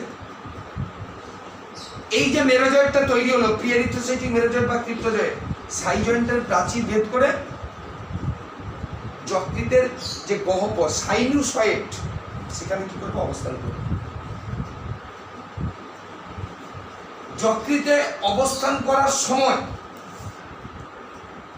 তারা লোহিত রক্তকণিকাকে আক্রমণ করতে পারে, নাহলে পুনরায় আবার যকৃৎ কোষকে আক্রমণ করতে পারে। যদি লোহিত রক্তকণিকাকে আক্রমণ করে তাহলে এরিথ্রোসাইটিক চক্রের সূচনা হবে। যদি লোহিত রক্তকণিকাকে আক্রমণ না করে যকৃৎকে আক্রমণ করে তাহলে এক্স এরিথ্রোসাইটিক চক্রের সূচনা হবে। কারণ আমি বলেছি এরিথ্রোসাইটিক চক্র যাবো যদি না ফাঁসি এদিকে আর ওদিকে চল লাগাবো। যদি লোহিত রক্তকণিকাকে আক্রমণ করে এরিথ্রোসাইটিক চক্র, যদি যকৃৎকে আক্রমণ করে পোস্ট এরিথ্রোসাইটিক চক্র। কারণ আমরা জেনে এসছি এক্ষুনি এরিথ্রোসাইটিক চক্র হবে লোহিত রক্তকণিকা, পোস্ট এরিথ্রোসাইটিক চক্র হবে যকৃৎ। এটা হতে 8 দিন সময় লাগে। এই সময় কিন্তু কোনো ম্যালেরিয়ার লক্ষণ প্রকাশিত হয় না। কেন? ইনকিউবেশন পিরিয়ড কতদিন বলেছিলাম? 37 দিন। এটা হতে কতদিন লাগবে? 8 দিন। তার মানে হবে না। তারপরে আমি বললাম আরো 1 দিন সময় লাগবে তো এতগুলো ঘটনা ঘটতে। 7 দিন বলেছিলাম বেড়া চাপাতে, এখন অলরেডি কাজীপাড়া পেরিয়ে গেছি। তাহলে এইভাবে কি হবে? প্রি-এরিথ্রোসাইটিক। আমি একবার সামারি বলে দিচ্ছি। প্রথমে আক্রান্ত মশক, সুস্থ মানুষকে কামড়ালে কি যাবে? স্পোরোজয়েট রক্তে মিশবে। স্পোরোজয়েটকে দেখতে কাস্তের মতন। 8 ঘন্টার মধ্যে স্পোরোজয়েট রক্ত থেকে যকৃতের পেরেনকাইমা, যকৃতের পেরেনকাইমাতে 7 দিন অবস্থান করবে, পরিণত হবে সাইজন্ট। সাইজন্টের বিশেষ বৈশিষ্ট্য হচ্ছে বহু নিউক্লিয়াস যুক্ত। সাইজন্ট এবার প্রি-এরিথ্রোসাইটিক সাইজোগনি পদ্ধতির মাধ্যমে প্রি-এরিথ্রোসাইটিক মেরোজয়েড বা ক্রিপ্টোজয়েড, ক্রিপ্টোজয়েড সাইজন্টের প্রাচীর ভেদ করে চলে আসবে যকৃতের সাইনোসয়েড। সাইনোসয়েডে থাকাকালীন হয় যকৃৎ কোষকে আক্রমণ করবে, না হলে আরবিসি কোষকে আক্রমণ করবে। যদি আরবিসি কোষকে আক্রমণ করে তাহলে এরিথ্রোসাইটিক চক্র শুরু হবে। যদি যকৃৎ কোষকে আক্রমণ করে পোস্ট এরিথ্রোসাইটিক চক্র শুরু হবে। আগে হয়েছে, আগে নিশ্চয়ই হয়েছে। এরপরে 8 দিন সময় লাগবে, যেহেতু এর ইনকিউবেশন পিরিয়ড হচ্ছে 10 দিন, যার জন্য এই অবস্থায় এর কোনো কিন্তু রোগ লক্ষণ প্রকাশিত হবে না। বলবো কিন্তু 2 নম্বর,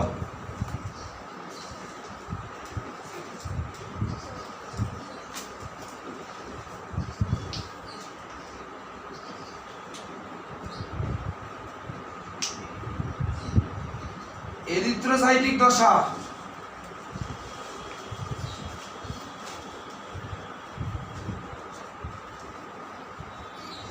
প্রি-এরিথ্রোসাইটিক মেরোজয়েট লোহিত রক্তকণিকার মধ্যে প্রবেশ করবে। কারণ হয় কোথায় বলেছি তো, লোহিত রক্তকণিকা, লোহিত রক্তকণিকার মধ্যে প্রবেশ করবে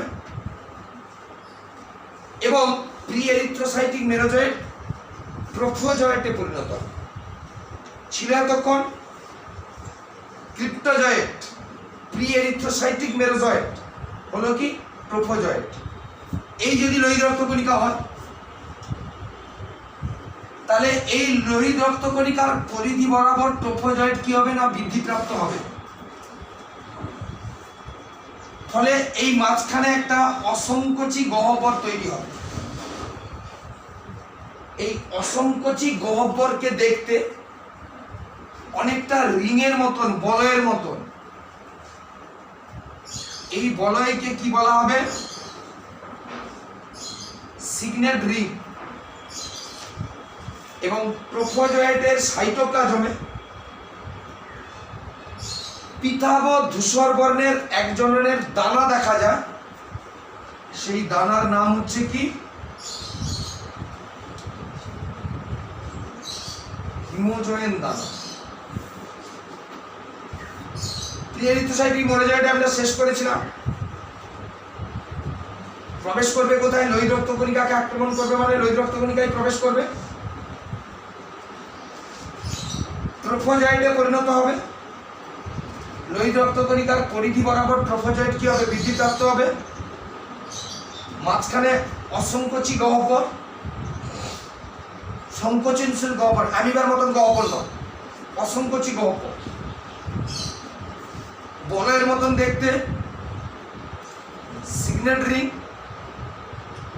ট্রোফোজয়েডের সাইটোপ্লাজমে দানা, হিমোজয়েন দানা। এই যে ট্রোফোজয়েড সহ যে লোহিত রক্ত কণিকাটা আমরা দেখছি, এর স্বাভাবিকের তুলনায় আয়তনের দ্বিগুণ বৃদ্ধি পায়, নির্দিষ্ট কোনো আকার থাকে না। এখানে কতগুলো দানা দেখা যায়, এগুলো কিন্তু এই দানা মানে হচ্ছে ডট, বিন্দু, এটা হচ্ছে কিন্তু কালা কিতাব ধূসর, এখানে কিন্তু ডট দেখা যায়, বিন্দু। এই বিন্দুগুলোকে আমরা কি বলি? শুকনাঙ্ক। ছিল কি ট্রোফোজয়েড, সাইজন্ট, সাইজন্ট এরিথ্রোসাইটিক সাইজোগনির মাধ্যমে এরিথ্রোসাইটিক মেরোজয়েটে পরিণত হবে। কোন দশায় বহু বিভাজন হবে? এরিথ্রোসাইটিক দশায়। তার নাম হবে কি? Erythrocytic schizogony. এরিথ্রোসাইটিক সাইজোগনির মাধ্যমে উৎপন্ন করবে কি? Erythrocytic merozoite. এই এরিথ্রোসাইটিক মেরোজয়েট রক্তকে আক্রমণ করলে টক্সিক পদার্থ হিমোজয়েট রক্তের সঙ্গে মিশ্রিত করে, তার ফলে কাঁপুনি দিয়ে জ্বর। যখন লোহিত রক্ত কণিকা থেকে সরে যাবে হিমোজয়েন দানা, তখন জ্বর কি হবে? ছেড়ে যাবে। আবার যখন হিমোজয়েন দানা মিশ্রিত হবে তখন কি হবে? আবার জ্বর আসবে। এই হচ্ছে কি এরিথ্রোসাইটিক দশা। এরপরে কি হবে?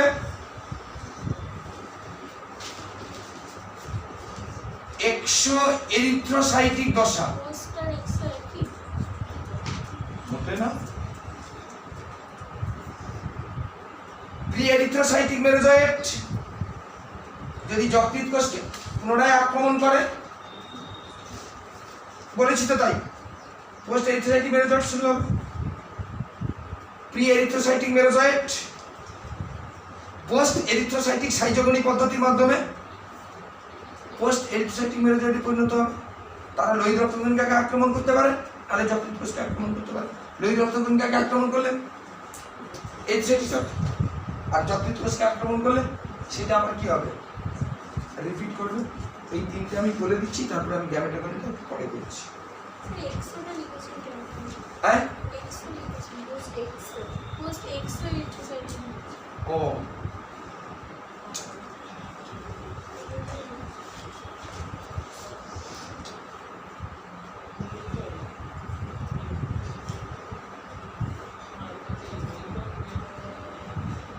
এক একটা করে বলবো। এই তিনটে মতন তুলে নে, তারপরে এক একটা করে বলবো।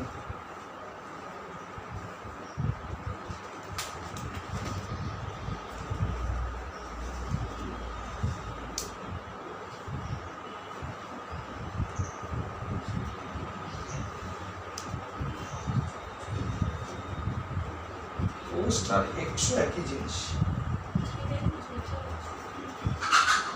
এক্সো মানেও পড়ে, পোস্ট মানেও পড়ে। এটা এক্সো এরিথ্রোসাইটিক চক্র করে দেয়, তো পোস্টটা কেটে এক্সো এরিথ্রোসাইটিক চক্র।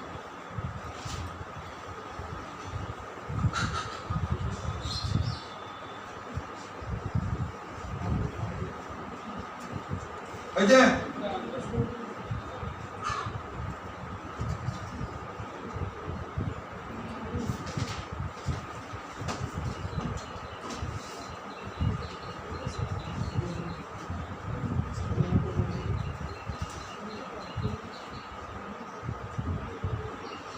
লেখ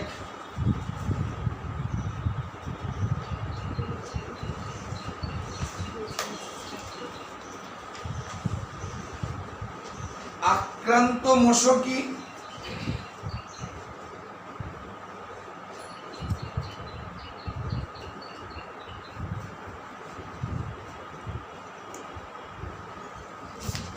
সুস্থ মানুষের রক্ত পান করার সময়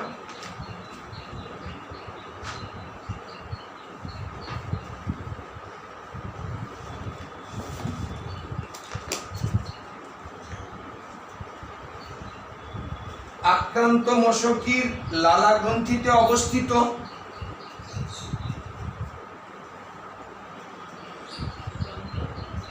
মশকির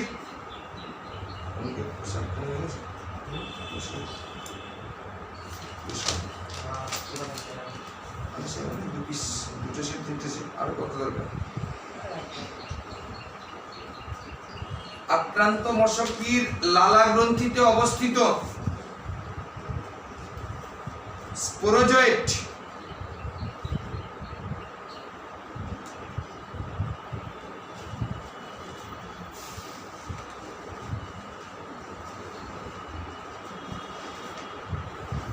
সুস্থ ব্যক্তির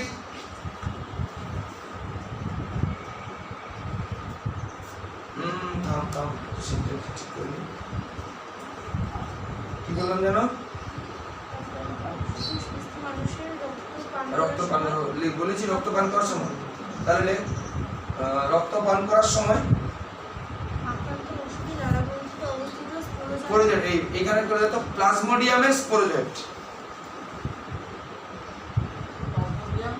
প্লাজমোডিয়ামের স্পোরোজয়েট।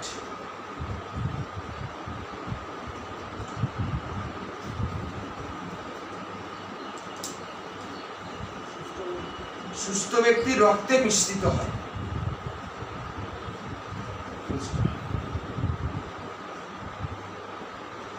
স্পোরোজয়েটকে দেখতে অনেকটা কাস্তে বা মাকুর নেয়, স্পোরোজয়েটকে দেখতে অনেকটা কাস্তে বা মাকুর নেয়।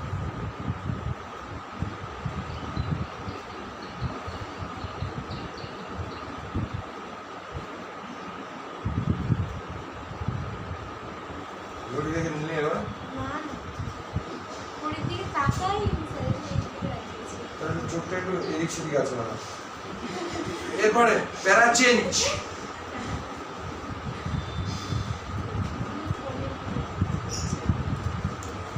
স্পোরোজয়েট আধ ঘন্টার মধ্যে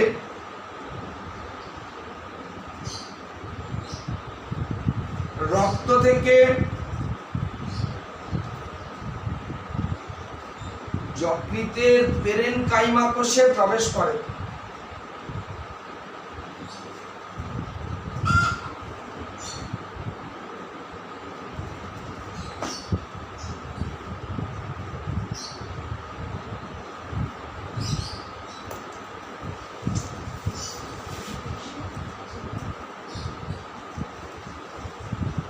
এবং সেখানে 7 দিন অবস্থান করে। এই পার্থ মনে হয় না এই ব্যাচে আসবে, বুঝলি কিনা, টাকাটা ওই এর ভিতরে ভেজে দিয়ে চলে যাবে। এবং যকৃতে 7 দিন অবস্থান করে।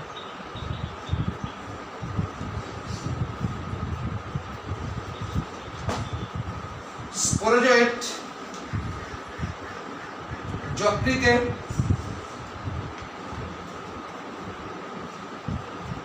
বহু নিউক্লিয়াস যুক্ত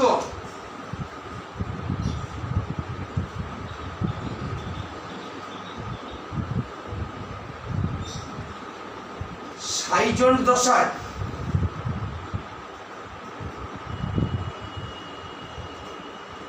রূপান্তরিত হয়।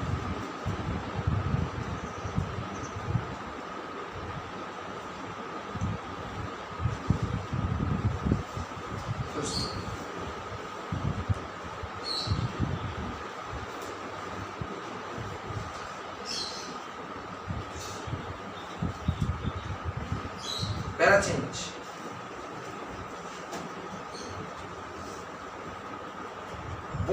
সাইজন প্রি এরিথ্রোসাইটিক সাইজোগনি পদ্ধতির মাধ্যমে অসংখ্য, কতবার বললাম, প্লাজমোডিয়ামের অজনন পদ্ধতিকে বলা হয়, বহুব্যাধি পদ্ধতিকে বলা হয় সাইজোগনি। প্রি এরিথ্রোসাইটিক সাইজোগনি পদ্ধতির মাধ্যমে অসংখ্য প্রি এরিথ্রোসাইটিক মেরোজয়েট বা ক্রিপ্টোজয়েট, পয়রাফলাশয়িকার পয়টোকার বর্গিত অন্তঃস্থলিকার টক ক্রিপ্টোজয়েট গঠন করে।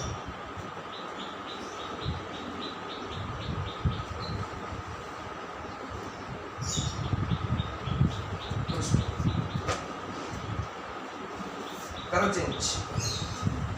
প্রি এরিথ্রোসাইটিক মেরোজয়েট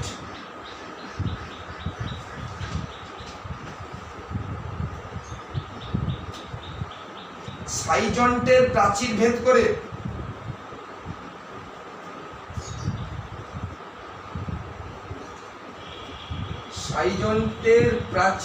করে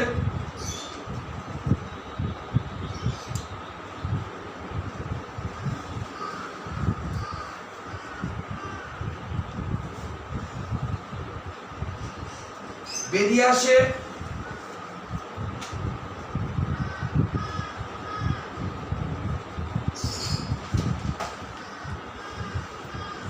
এবং যকৃতের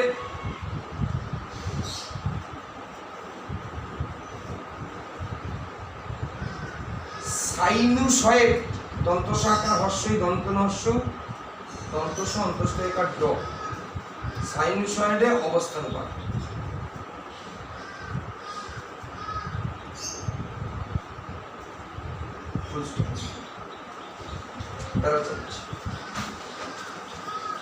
এই সময়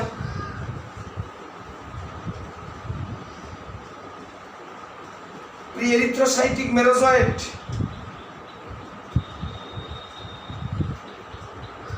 পুনরায়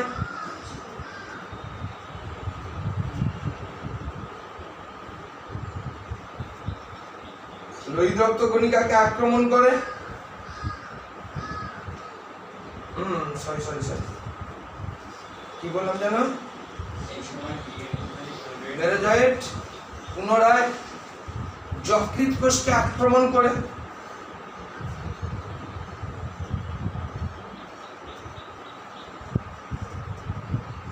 এক্সো এরিথ্রোসাইটিক চক্রের সূচনা করে। এক্সো লিপি পোস্ট লিখবে না, এক্সো এরিথ্রোসাইটিক চক্রের সূচনা করে বা লোহিত রক্ত কণিকাকে আক্রমণ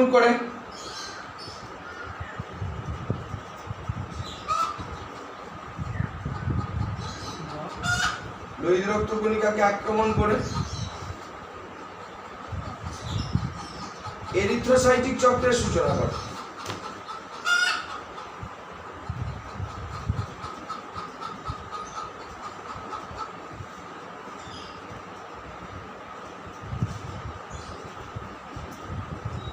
ফুল স্টপ।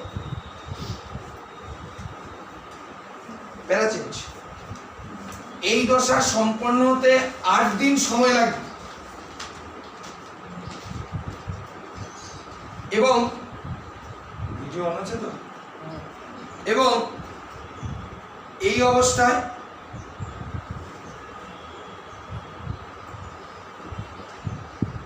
রোগের লক্ষণ প্রকাশিত হয় না।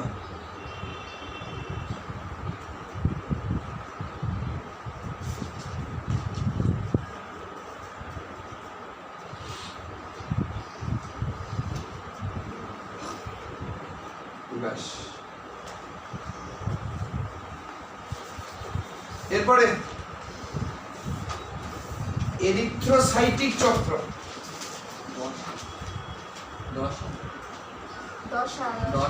দশা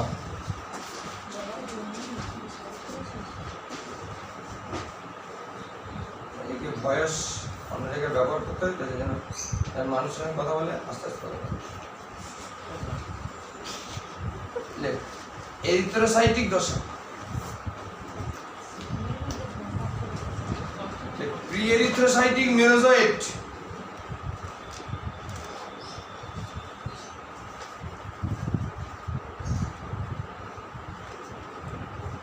লোহিত রক্ত কণিকার মধ্যে প্রবেশ করে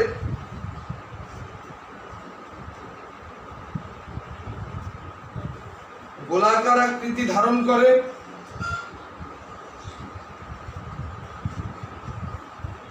এবং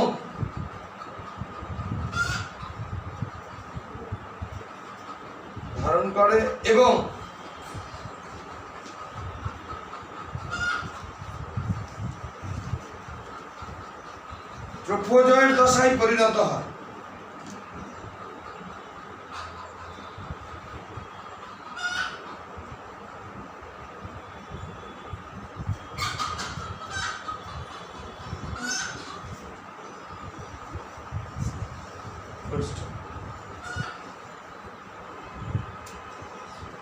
ট্রফোজয়েড লোহিত রক্তকণিকার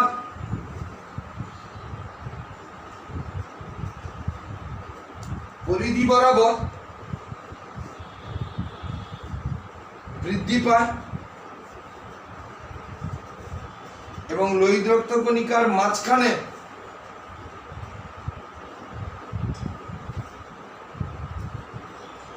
অসংকোচী গহ্বর তৈরি হয়। ওই যে চিটফান্ড সন্ধি ফিরেছেন,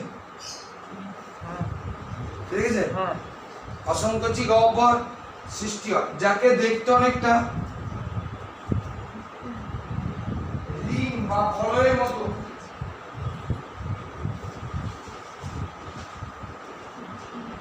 যাকে দেখতে অনেকটা রিং বা বলের মতো, একে সিগন্যাল রিং বলে। সিগন্যাল রিং বলে।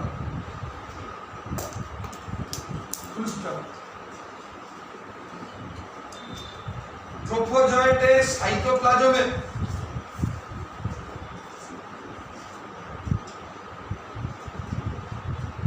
যে পিতাবহ ধূসর বর্ণের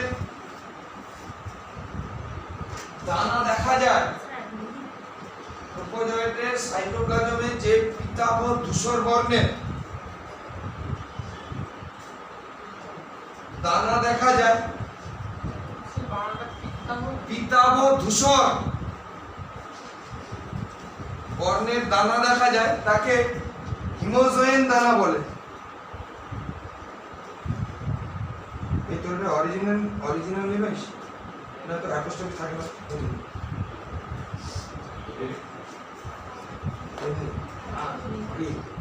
অরিজিনালে অ্যাপোস্ট্রফি থাকে, অ্যাপোস্ট্রফি আছে, অ্যাপোস্ট্রফি থাকে। হ্যাঁ এমনি, হ্যাঁ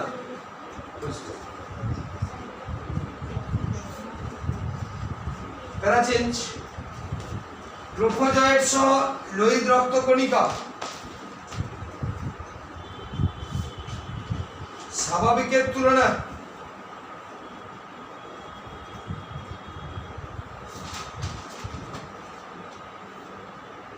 দ্বিগুণ হারে বৃদ্ধি পায়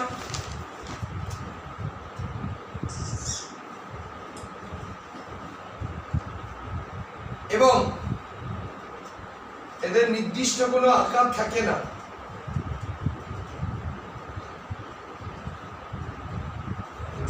এই সময়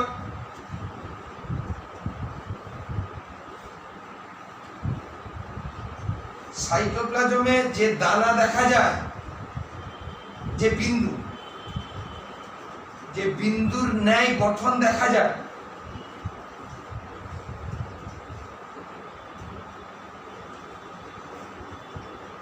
তাদের সুফনার ডট বলে। লেখা আছে দন্তস্বরকার ফ সুপ, সুপ লিখবি না আবার কেউ, বুঝে আসছে তো? সুফনারের দন্তনাকার রয়েকার র, সুফনারের ডট। সুপ বানাতে জানিস? সুপ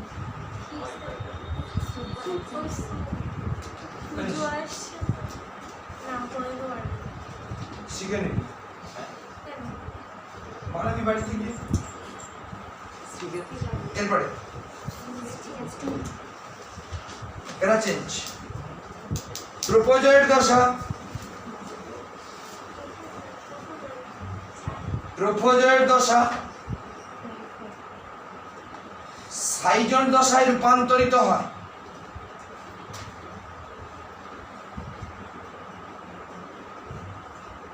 এবং সাইজন্ট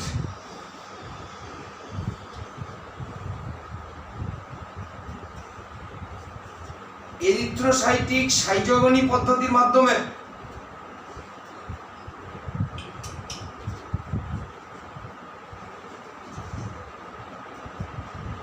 এরিথ্রোসাইটিক সাইটোগনি পদ্ধতির মাধ্যমে এরিথ্রোসাইটিক মেরোজয়েটে পরিণত হয়।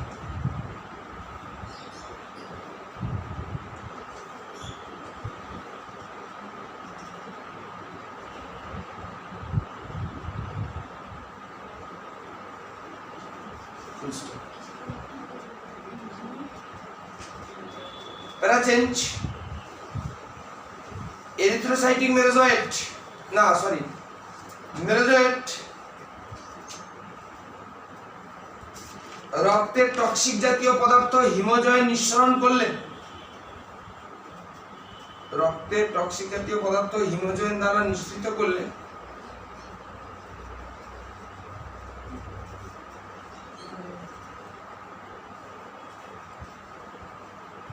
কাঁপুনি দিয়ে জ্বর আসে।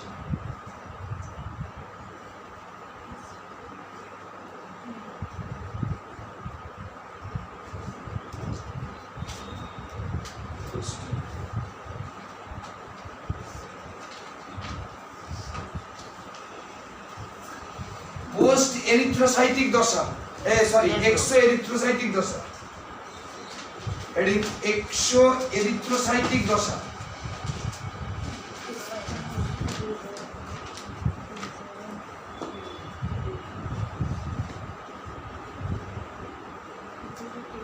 Pre erythrocytic merozoite pre erythrocytic merozoite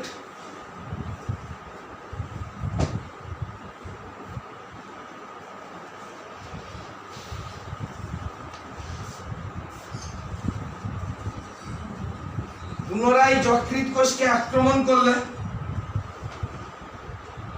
কালকে কলকাতায় হেরেছে না রে ঠিক হয়েছে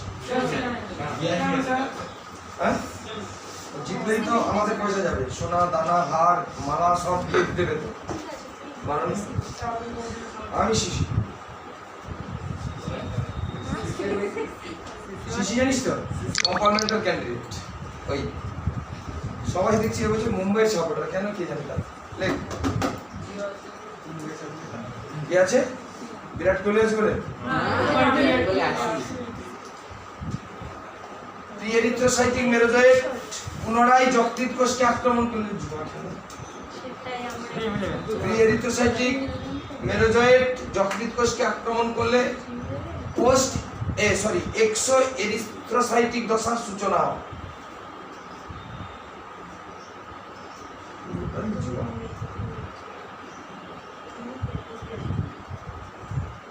DM11 চলছে তো হ্যাঁ DM11 চলছে আরো বড় দিব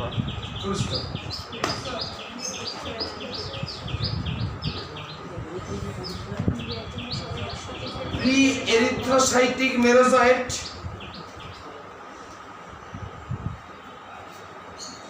পোস্ট এরিথ্রোসাইটিক সাইটোগনি পদ্ধতির মাধ্যমে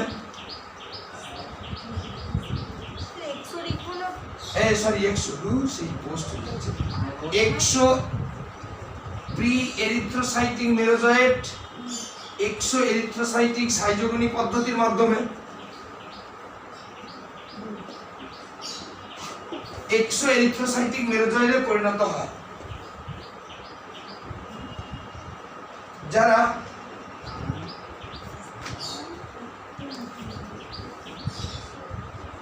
যারা যকৃৎ কোষকে আক্রমণ করে pre erythrocytic merozoite exo erythrocytic schizogony পদ্ধতির মাধ্যমে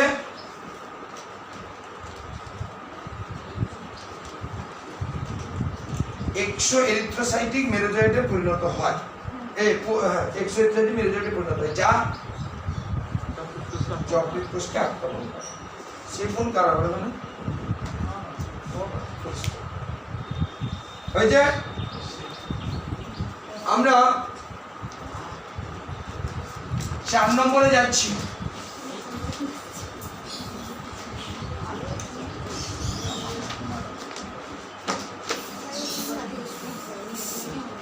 গ্যামেট উৎপন্নকারী কোষ উৎপন্ন হয় যার জন্য এর নাম হচ্ছে কি না গ্যামেটোগেনি। এখানে কি হবে?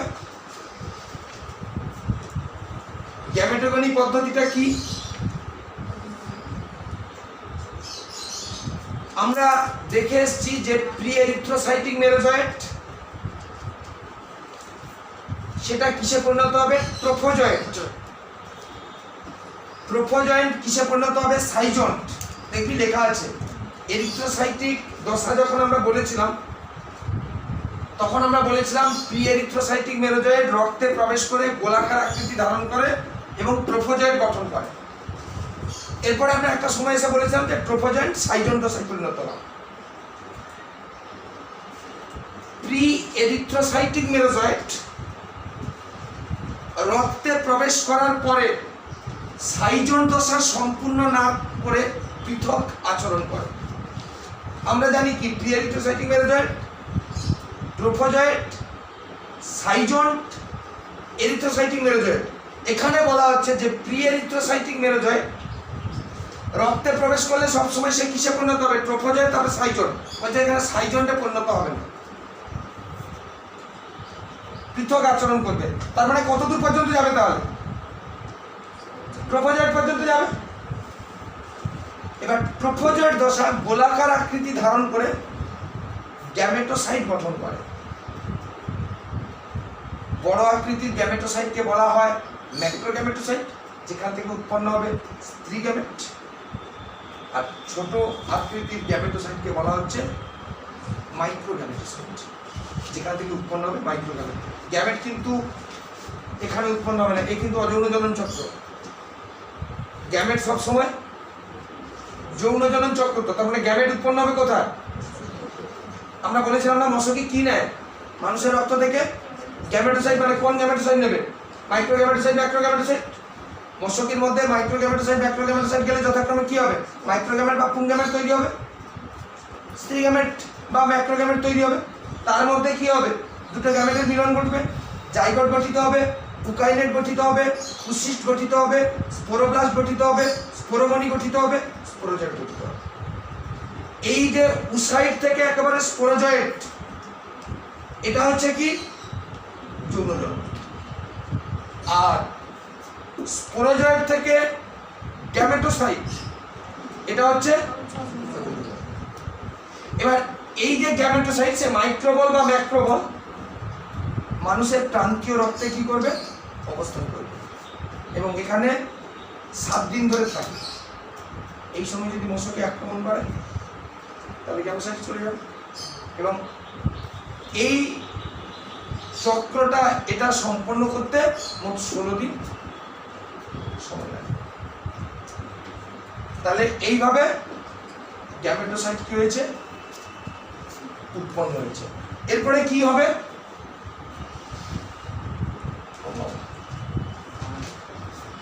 এরপরে যেটা শুরু হবে সেটা হচ্ছে কি? মশকি দশা। তার মানে মশকি যখন অসুস্থ মানুষের গ্যামেটোসাইট দশা গ্রহণ করবে তখন মশকির মধ্যে কি হবে? প্লাজমোডিয়ামে যৌন দশা শুরু হবে। এই যৌন দশার প্রথমটা হচ্ছে গ্যামেট উৎপাদন, তারপরে হচ্ছে নিষেক, তারপরে হচ্ছে উকাইনেট পরিণতি, তারপরে হচ্ছে স্পোরোগনি।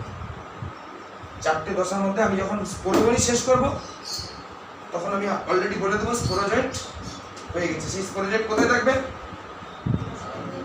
সেই মশকি যখন আবার মানুষকে কামড়াবে আবার স্পোরোজয়েট থাকবে। এইভাবে কি হচ্ছে? সম্পন্ন হচ্ছে গ্যামেটোগেনি।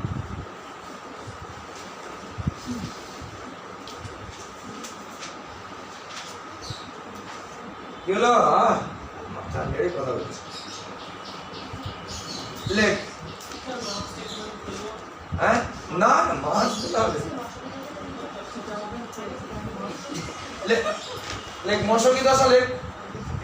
গ্যামেটোগেনি লেখ। প্রি এরিথ্রোসাইটিক মেরোজয়েট সে করতে পারিস তুই, কোনো অসুবিধা নেই, সে করতে পারিস। আমি বলেছিলাম আমার কারণ হচ্ছে কুত্তার মতো।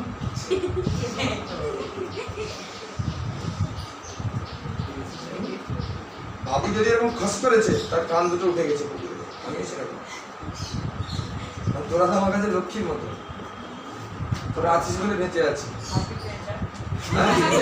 পুরোটাই মুখটা অনেকটা সেরকম আমার। বি এরিথ্রোসাইটিক মেরোজয়েট রক্তে প্রবেশ করার পরে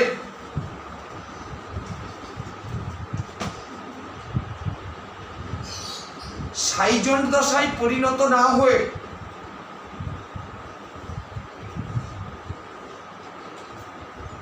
মেরোজয়েটে পরিণত হয়। সাইজন দশায় পরিণত না হয়ে পৃথক আচরণ করে।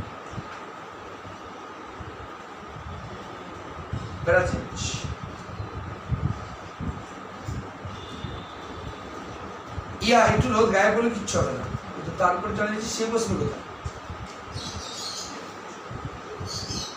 প্যারাচেঞ্জ ইয়া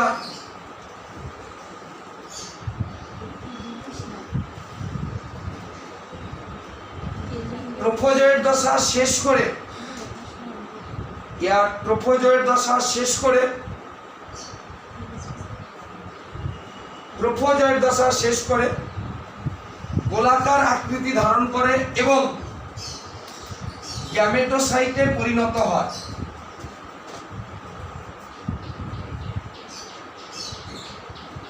গ্যামেটোসাইট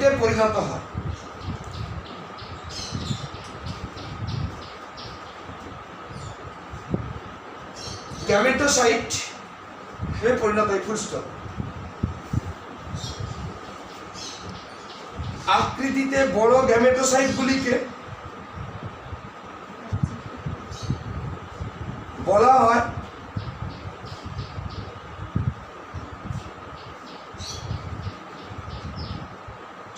ম্যাক্রোগ্যামেটোসাইট এবং ছোট আকৃতির গ্যামেটোসাইটকে বলা হয় মাইক্রোগ্যামেটোসাইট।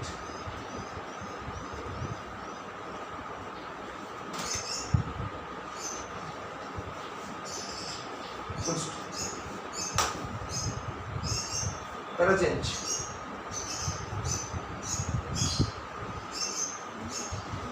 গ্যামেটোসাইটগুলি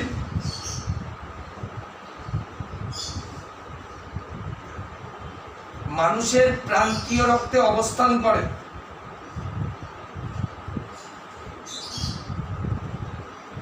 এবং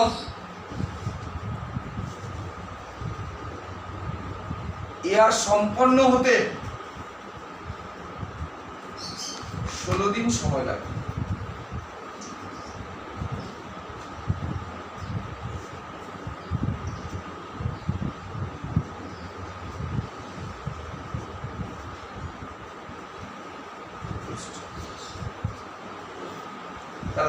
এই সময়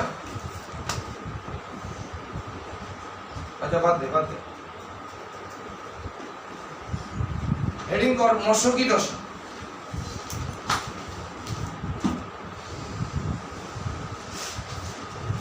স্ত্রী অ্যানোফিলিস ANOPHILES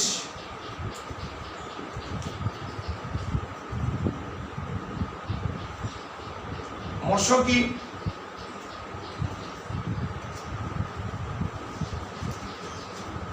আক্রান্ত ব্যক্তির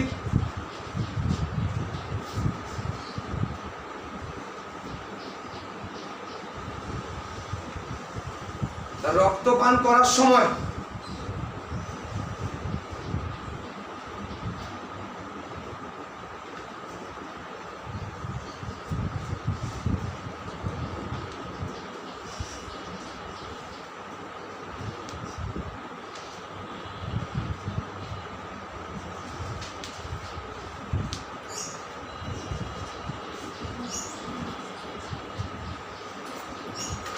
আক্রান্ত ব্যক্তির প্রান্তীয় রক্তে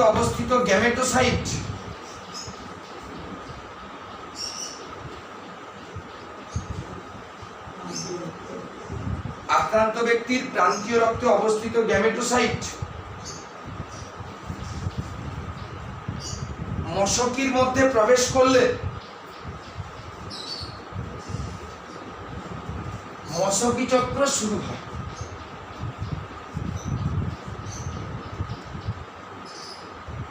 ব্যাস আমরা পরের দিন মশকি চক্র শুরু করব।